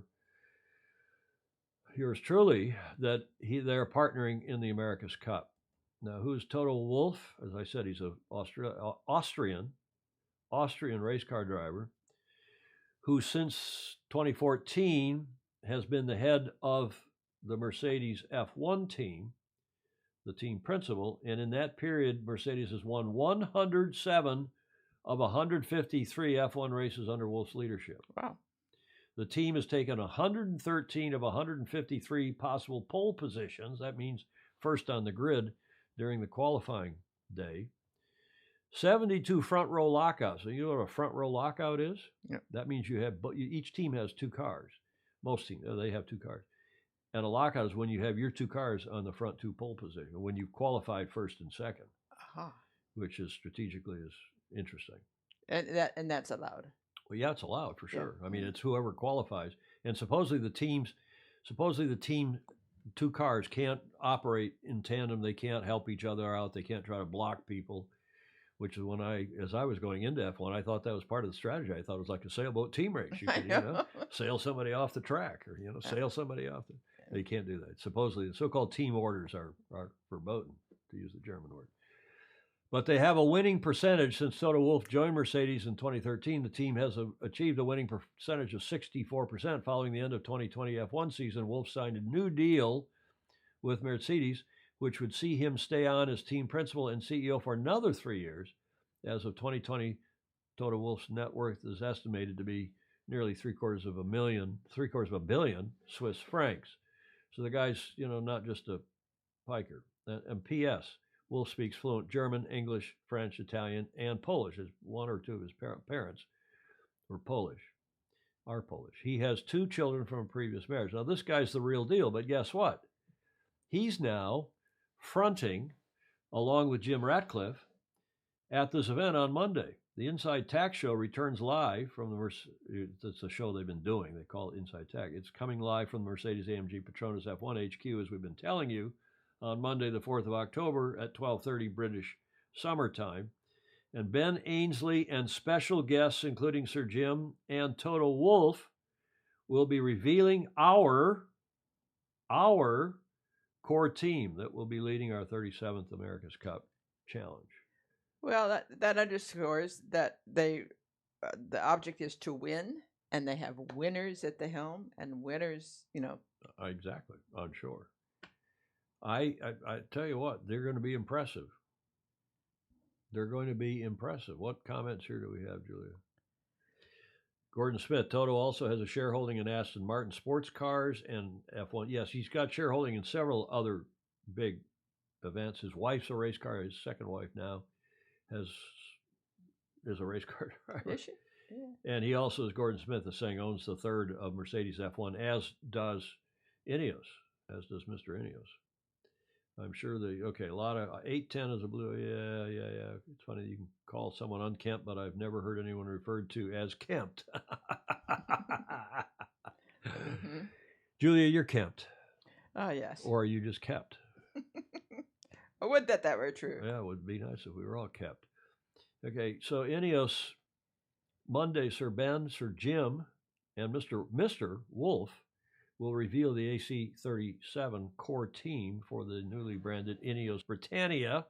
Apologies if I did call them Britannica. Now, what about Prada? Well, they've also issued something recently. Have a look.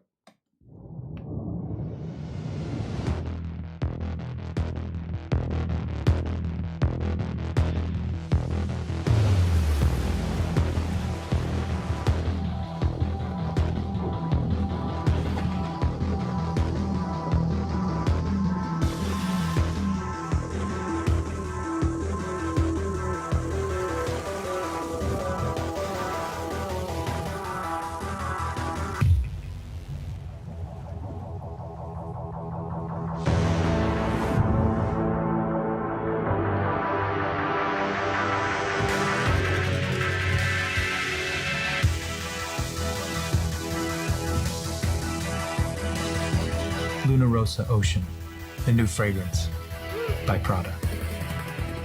I need one. You need that. Yeah. It's a men's fragrance, Julia. Oh. Now, who was, speaking of, I don't know that he's a crouton, but you know who that is? He was in that ad. Oh, I should. Famous American actor of Swedish descent. I can't. Oh, yeah. Jake Gyllenhaal. I didn't know his name. I just remembered his face.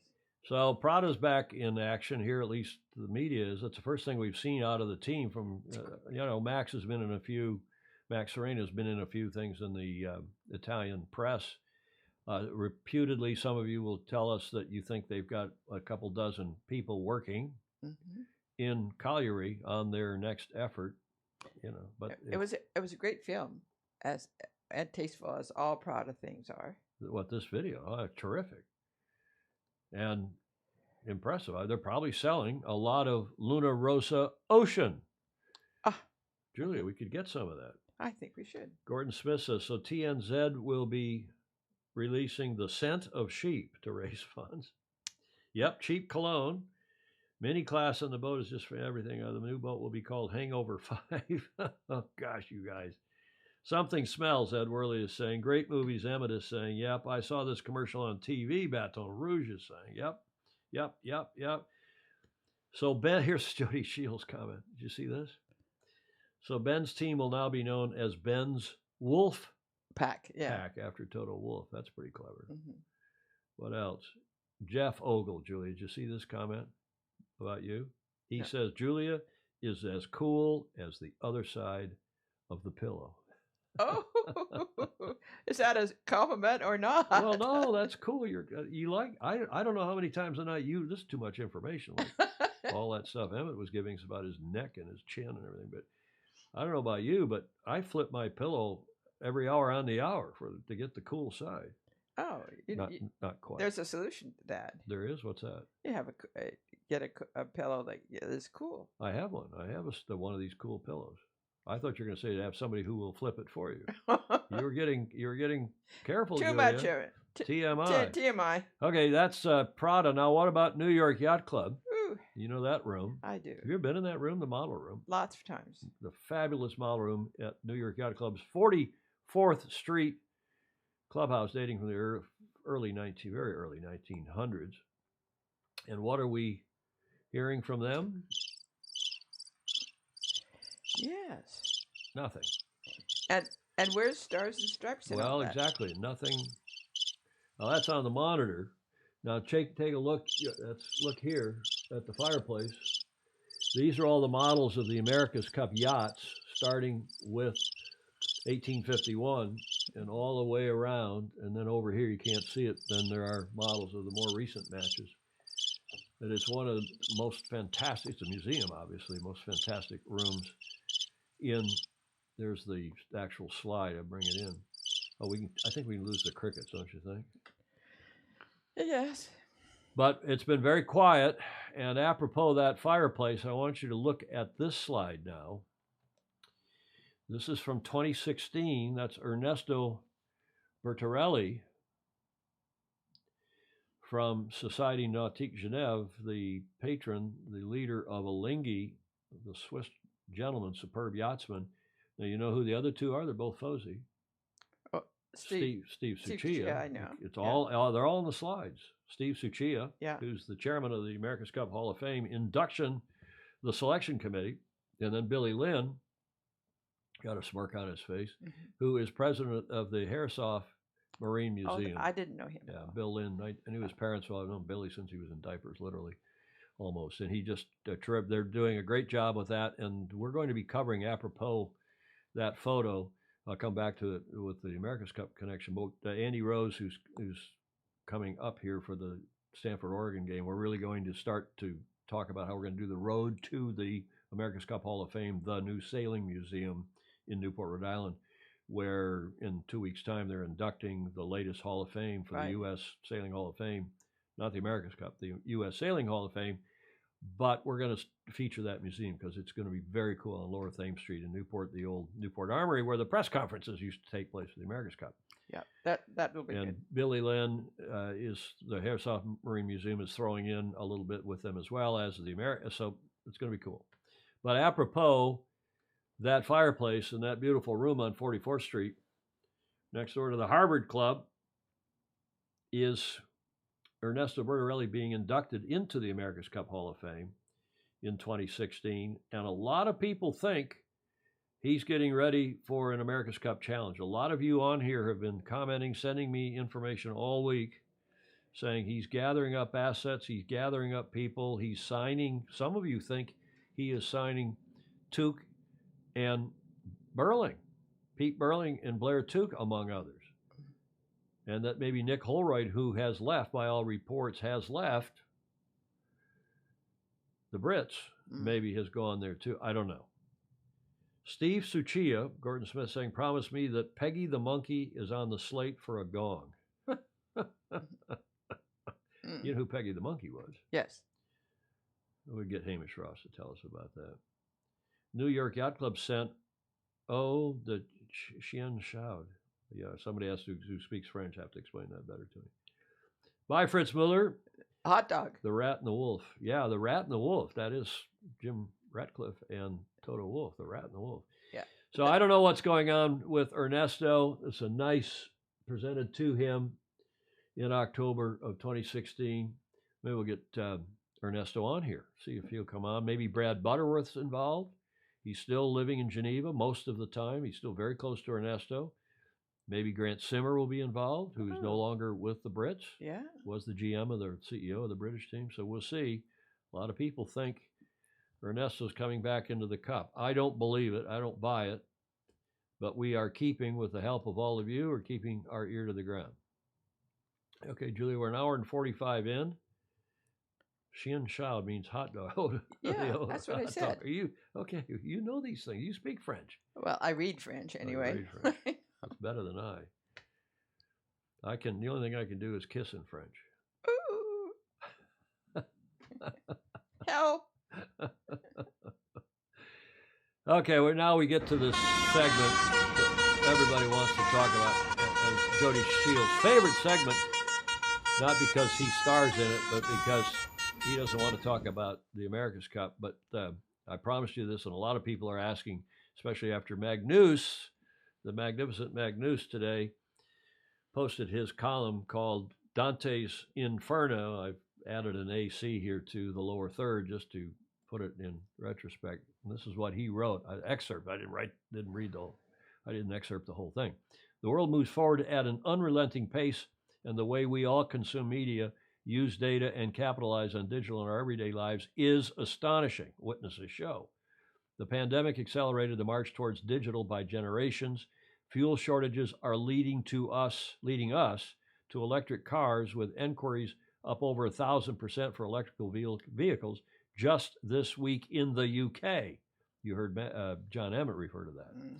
The world is changing, and there's no stopping it. Oh, yes, there is. Huh? They're going to run out of electricity, and then they're going to say, "Ooh, how did that happen?" Well, that's perhaps true, but it's an aside. Culturally, Magnus is asserting, the mood is shifting too. Cancel culture is real. Say the wrong phrase in public, and you're toast. Mental health is high on the agenda and acknowledged regularly in defamation lawsuits.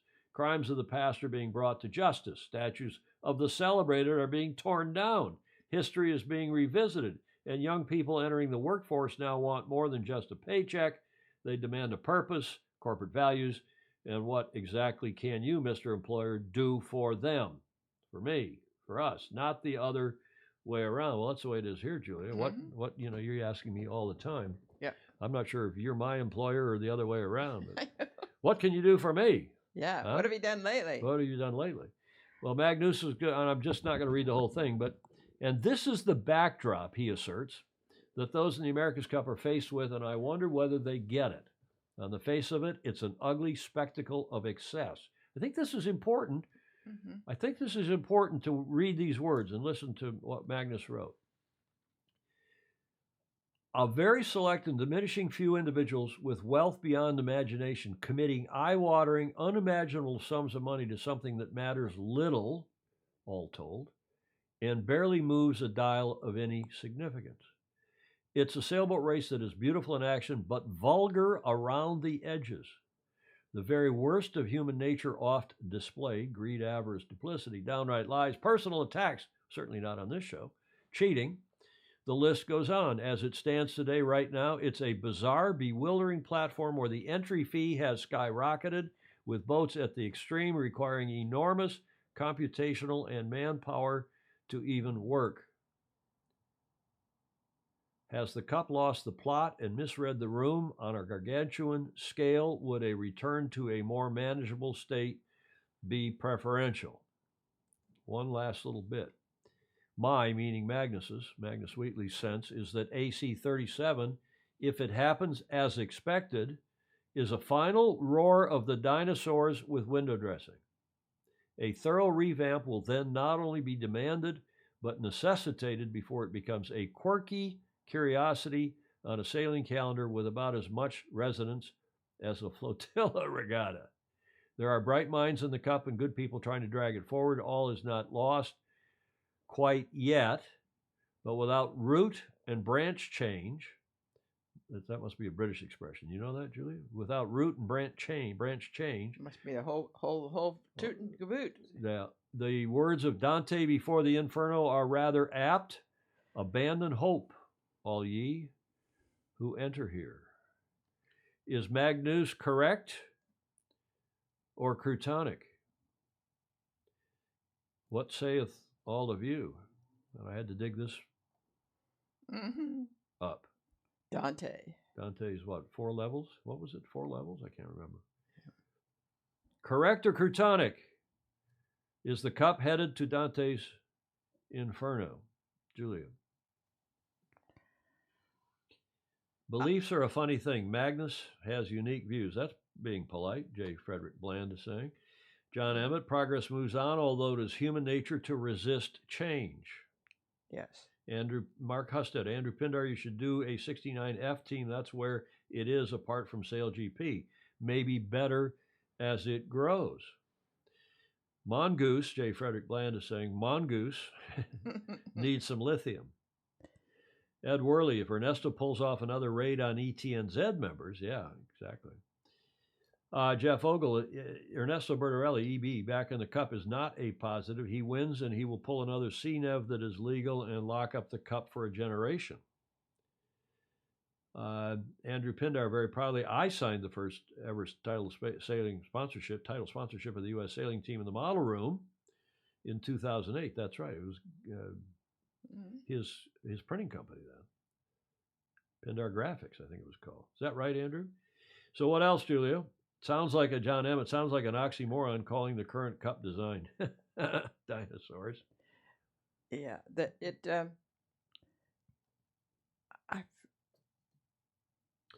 Ed Worley, go ahead, Julie. You got Ed Worley's comment? Ed Worley says his article speaks to the reason why the cup needs to go back to the spirit of the deed and a human spectacle. Graham Sweeney, excuse me. I need a coffee. Graham Sweeney, interesting comment. Sailing calendars are full of quirky events. Totally Crutonic. The AC has constantly evolved and will continue to do so. Gordon Smith, he has a point, but he is excluding the possibility that those involved may be sensing the change and planning to do something about it. Yes. Possible. J. Class, Newport. Jeff Glass. Now, you know who Jeff Glass is. There is a cool guy. I got to get Jeff Glass together, just if nothing else socially, with James, with Jonathan Frank, because Jeff Glass is Larry's pilot. He's head of Larry's aviation fleet. Yeah. Cool guy. Janice Davis says, relax, young people. The cup will go on. Alpha Graphics, Pindar saying that was the name of their U.S. headquartered franchise for, Alpha Graphics. Thank you. Rob Brown is watching. Now, Rob, we talked about Rob early in the show, who was on Australia too, is a cool guy. Welcome, Rob. Nice to see you on here. Well, what do you all think? Mark Husted, I'm confused. All the brilliance that with which Magnus writes, is it just his thoughts? Magnus has a very good sense of social realities in Europe. That's from Niccolo Porzio. And my mother says, as you already pointed out, relax, the couple go on. Baton Rouge in Charleston is saying, croutons, more and more young sailors are expecting to be pro sailors. Yeah, Julie Ahrens, good comment here from Julie. The cup has always been a rich man's game and folly. It's the way it has always been. Change would be nice, but it is an evolving enterprise, Julie Ahrens is saying. Cleveland girl. Harry Smith is watching. Mark, I said, let's have a poll on here for fun on the venue. Who wins Tom buys beers? I think it's Auckland. I think it'll end up in Auckland. I don't see any other. I think the more interesting question is, what year is it? You all have. I think a lot of you are skeptical about Magnus's assertions here. And here's Julie. What do you think? You can go before I do. No, go ahead. No, you go ahead. Then maybe I'll repeat what you said. No, I don't think it's doomed, and I think it will change, but it may change back also, meaning more human and You're agreeing with Julie Ahrens. It'll evolve. yeah. Okay. Well, I agree. I do not think it's headed for Dante's Inferno. I think it's, as one of you said a minute ago, it is a Fustercluck, but it's been a Fustercluck before. 88 was a Fustercluck. 2010 was a Fustercluck. There, you could go back. Hamish Ross would tell you about what happened in the 20s, in the late 1800s. And the cup is at once magnificent and it's just awful because no one is in charge except the deed of gift, that piece of paper. And if you need a referee, you go to the courts in New York. There is no governing body. There's no IOC. There's no NFL. There's no rugby league. There's no governing body. And there's a couple things that make it unique, not only in our sport, but in sport. It's the history and tradition. It's the oldest trophy in international sport, as you all know. It goes back to really to 1848, but the first around the Isle of Wight in 1851. So it's got that whole storied history, and that is never going to change. Number two, it has the winner-take-all aspect of it, and people who have got money, who have got energy, that have got ambition, people that don't have money that still have ambition, will get involved for that reason alone. Forget about the fact, number three, that it's the pinnacle event in our sport, and I don't see how that's going to change. I don't see how that's going to change. Is it headed for problem? Yeah, we're in a problematical phase right now. And as I ranted, and thank you for a lot of you who said it wasn't a rant, our discussion on Tuesday. The cup needs to change. And as several of you said, it needs a little evolution here. Mm-hmm. It needs to be not more affordable. I'm not sure that's the right word, Julia. It needs to have more relevance to the yachting, to the sailing community. As you heard at the top, there's a method to our madness here. As you heard what I used from his superb email. Yes. Alistair Murray's superb email. And what you have heard from others throughout this show and previous shows, it needs more relevance to those of us who go yacht racing. Yes. And that means the boats need to be more relevant. That needs the style of racing needs to be more relevant, and so on. And it needs to be less technologically complex. Not dumb it down, but it needs to be less technologically complex. And in a nutshell, people want to see a lot of guys and gals on the boat pulling sails up, pulling sails down, going around marks, doing the things that we all do in our yacht racing life, pushing buttons on flying machines that maybe sooner or later won't even touch the water except to be towed out to the starting line. Is that legal under the deed? Propelled by sails. The deed says propelled by sails only. With all this, and boats that don't have tons, in fact, shouldn't have any stored energy, in my opinion. All should be human powered, the way sailing has been since the Phoenician days, the way sailing has been in the cup until recently, very recently, or so I think. Are we headed for Dante's Inferno? No, I don't think so at all. No. And I think Magnus, the Magnificent, he writes stuff, but he's also getting people to talk and think, including, and especially, Julia, us. Yes. And it's not a bad idea to warn everybody and to just take a look. I suppose that all the people who are looking for stability in the cup are looking for job security. I was the same way when that was my primary source of income. That's fair. Everybody looks for something a little different. My mother, who's closing in on 90 and is watching the show and loves the cup, has studied it, has followed it since forever. She loves to watch Ted Turner in his tight white shorts and an engineer's cap out there steering a boat around. When she got in an elevator with Dennis Conner, I thought she was going to have a heart attack right then and there the time she did that. And, I had a gentleman call me this morning. I guess I don't need to say who, but he's a FOSI and he's on here. And he said, if you're going to do more discussion about this and you're going to discuss what Magnus wrote, what we need are owner drivers. And think about, you said, you lifted your head up and said, Yeah. He said, forget about these pros. They're ruining the sport. And that's part of the reason the cost. What you need are owner drivers, a la Mike Vanderbilt in 30, 34, and 37. A la Briggs Cunningham in 58. A la Jim Hardy, whom we've talked about on this show at length, in 60, what was it, 4 and beyond. A la, you remember Dennis Conner he called himself, I'm just a drapery salesman when he started out. And he was, until he professionalized the thing in 80 and then a little bit more in 83 and then went nearly fully professional in 87. And then the rest is history. But think about Ted Turner, who was definitely an amateur sailor in 77 when he won. Think about Ernesto Bertarelli, who steered in 2010 and steered well. He's a superb yachtsman.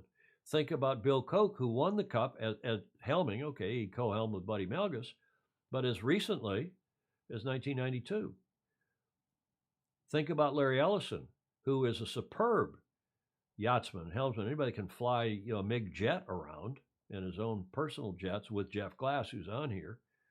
When Jeff Glass picks Larry up, Jeff moves over to the right seat, and Larry flies the plane, left seat, and Jeff is there just to be sure that, all the checklists are checked, I guess.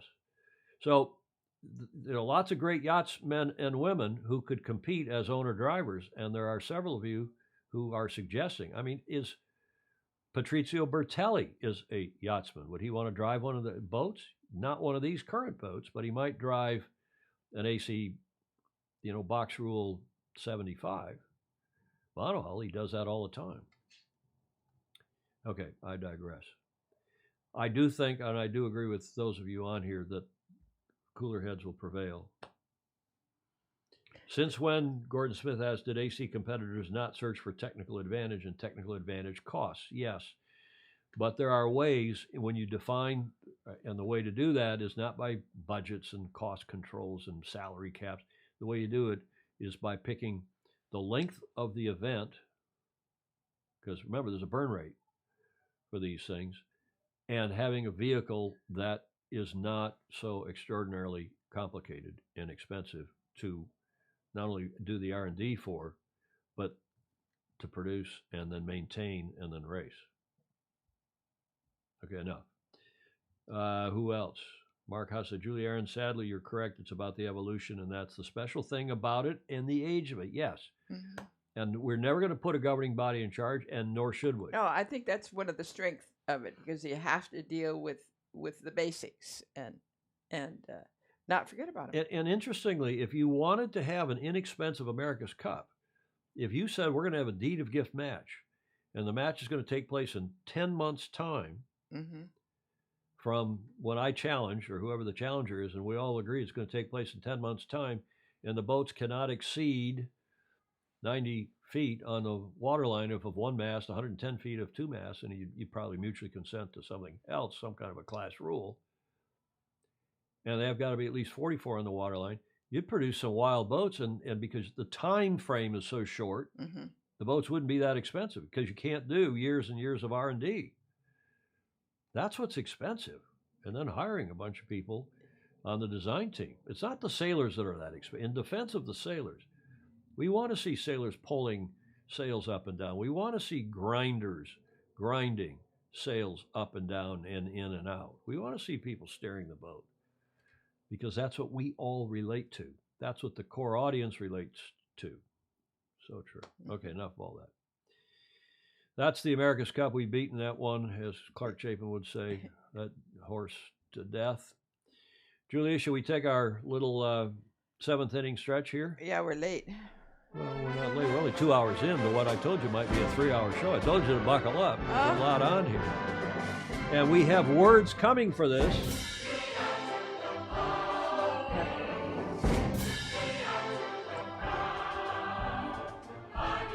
Peanuts and Cracker Jacks. I don't care if I ever go back with root for the home team. If they don't win, it's a shame. For it's 1, 2, 3 strikes, you're out at the old ball game. I feel 100% better. That, of course, is the Kansas City Symphony and Chorus, Michael Stern directing. Now, I promised words for this song, and We have words. Jonathan Frank has produced words, and they're really good. Oh, good. But my mother is also producing words, and she said, don't you dare go with his yet.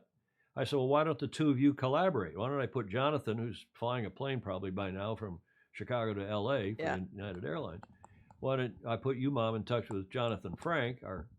He's a Renaissance man. I mean, the guy's a painter. He's terrific. And as well as a sailor. I mean, anybody who's a sailor is a Renaissance man or woman, right? So my mom said, no, I'm not going to collaborate with him. I'm going to do my own thing. I know. She did, too. She will, too. John Emmett, popcorn. Is it really only the seventh inning? I know. Steve Kruger's saying. I No, agree. we're about done. I put it in here toward the end of the show because I didn't want to break the flow of that America's Cup segment. So here we are into our D block. The D block's a little longer than normal, so I think that's why we all needed a stretch. Hot dogs, popcorn, candy. What's that stuff? Candy. What's that terrible stuff that is cotton candy? Oh, yeah. God, I can't even stand the smell of it because I ate some when I was 4 or 5 years old and threw up all over the place. Okay, Whiskey Tango Foxtrot, the D block. I got a couple nice videos at the end of the show. Now, here is a FOSI submission from 1987. You know who that is? That's from down in SoCal. That is Tom Fishbeck. He's on the right in Frio in 1987 saying, I was there. And he posted, this is this Australian Powers, I think it was. Keep dreaming, Dennis. When he, that was the big billboard. And then when Dennis won, I think that's what happened. Then they put that down in the corner. Dreams really do come true. Yeah. Huh? Tom Fishbeck sent that in. Thank you, Tom. He said, I'm that strapping kid on the right. I really was there. And it was one of the most best, couple weeks of my life. Mm-hmm. And I'm sure it was. I'm so sorry. Sorry I missed that. It was fabulous. I was in Sydney and you didn't come over to Frio? No, because we were doing the 6 meters at exactly the same time. Well, what's more important, the 6 meters or the 12 meters? Oh, no question. It was the 6 meters.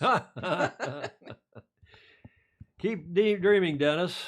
It really may come true. Now, this is also something we presented on Tuesday. And remember King of the Road? Mm-hmm. We talked about this. Somebody trailer for sale or rent. And then some cheeky person stuck on here, or rooms to let 50 cents. No phones, no pool, no pets. I ain't got no cigarettes.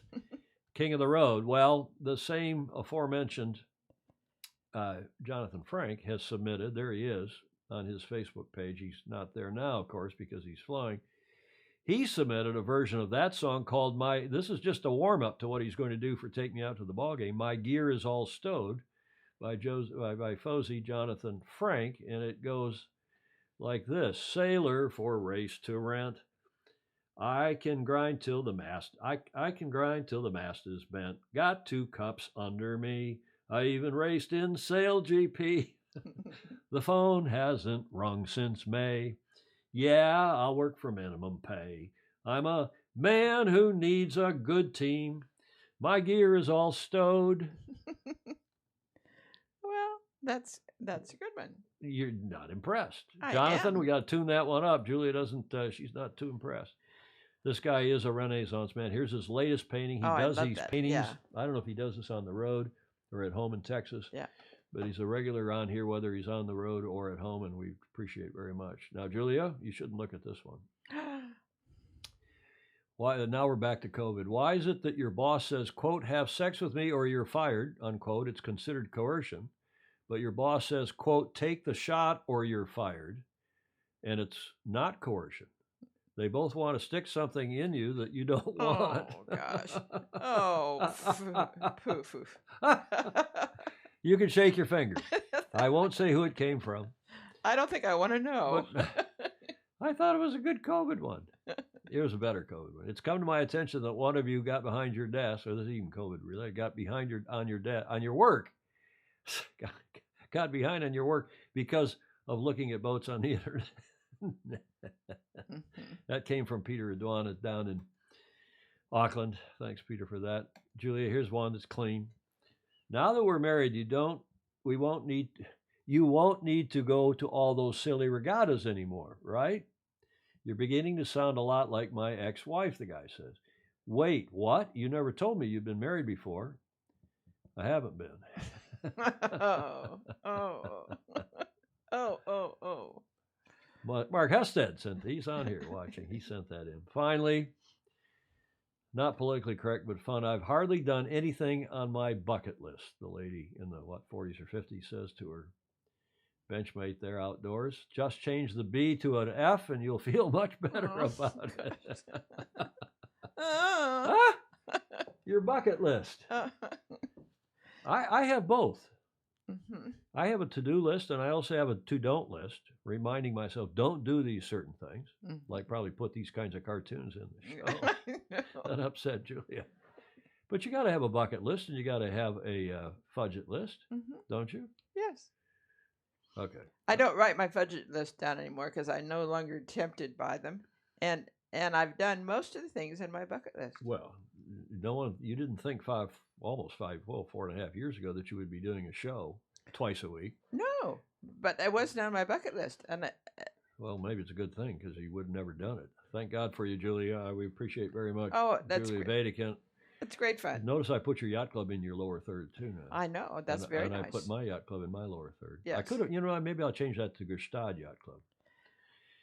Because I'm a founding and lifelong member and very proud of that club. The finish line is finally here, but I got a couple of videos that you'll really like. The Laval de Saint-Tropez is going on. Look at that. We're halfway through that regatta. It's a 2-week regatta this year. And here is a video they just released from yesterday.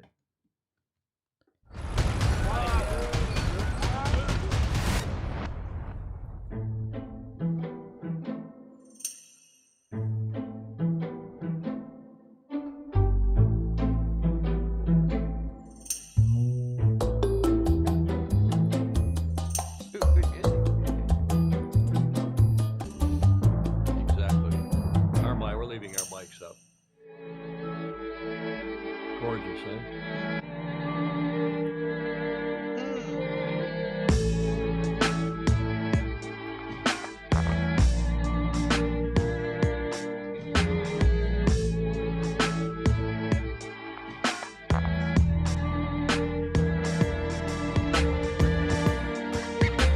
Next year we have to go there and do our show from there for 2 weeks. I spent a month there 3 times in the summer, and the only trouble with Saint-Tropez is there's no way you can get to it in the summer. And once you're there, you can't leave. That's correct. But it's not summer, remember. This is October. Yeah. Vacationers have largely gone away and turned it over to the yachties.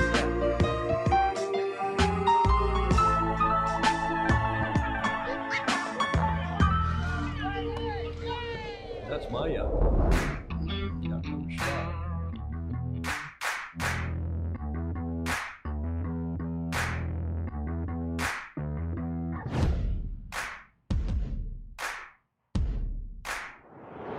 Aujourd'hui, on fête les 40 ans des voiles de Saint-Tropez de la New Largue. Icra, bien sûr, c'est le bateau qui a été défié ou qui a défié un autre qui s'appelait Pride à l'époque et qui a donné naissance à cet événement au fil du temps. Et c'est une journée traditionnelle des voiles de Saint-Tropez où le jeudi, on se défie amicalement. Un bateau en défie un autre ou un ou plusieurs.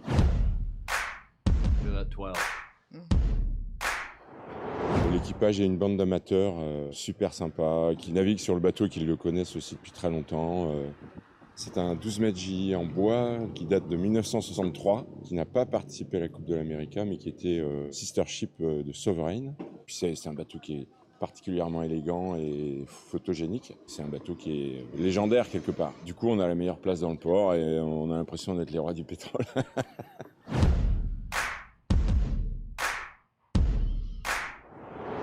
Aujourd'hui, nous sommes défiés par le bateau lisse. Okay, you get the idea. That video is on their website, and they're producing one, I think, every day. And this event goes through next Saturday. Goes through the 9th.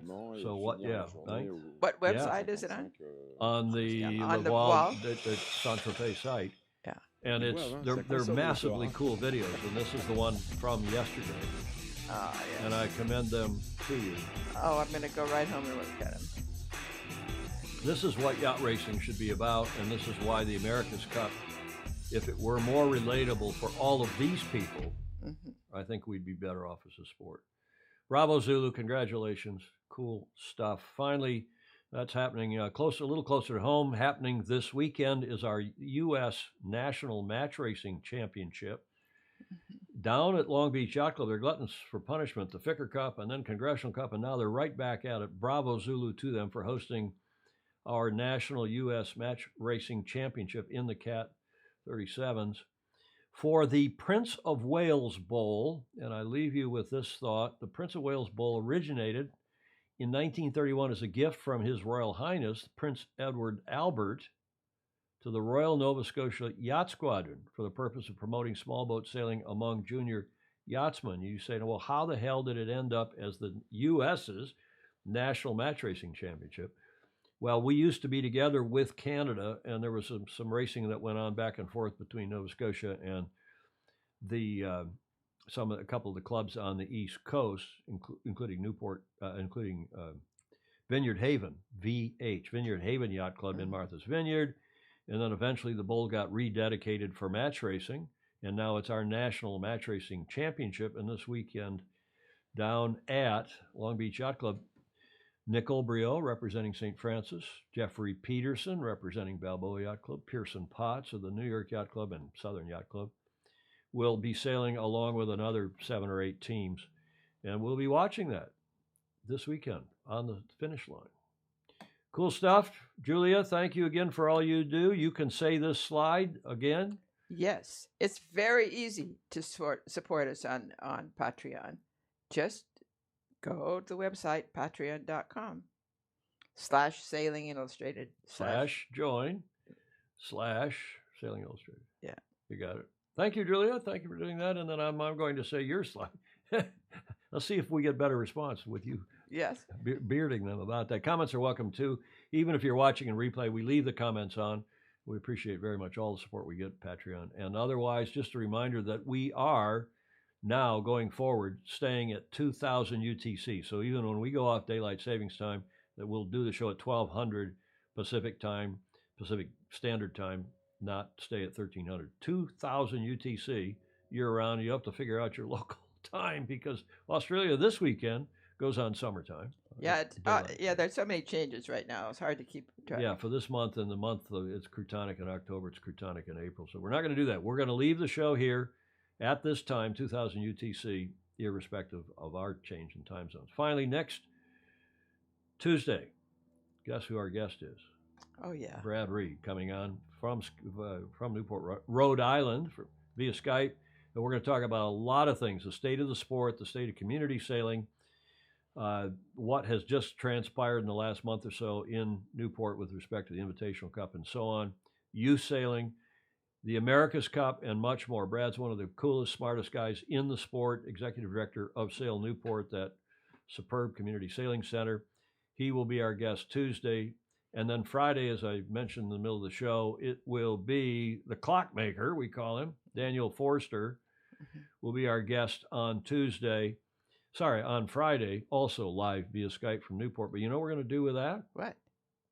He's going to produce a slideshow of the modern history of the sport. He's been taking pictures of the sport since the 60s. Yes. And he's going to put together one of these curated slideshows for us, and he's going to take us through it, and we're going to say, what's that? And he's going to tell us, what's that beautiful picture, that. Yeah. And it'll be a bit of history, a bit of the future, and everything in between. And all his beautiful photos. And all his beautiful, well, not all of them, obviously. Oh, I know, but I mean, all of them will be beautiful photos of his. Okay. So Brad Reed next Tuesday, Daniel Forster next Friday.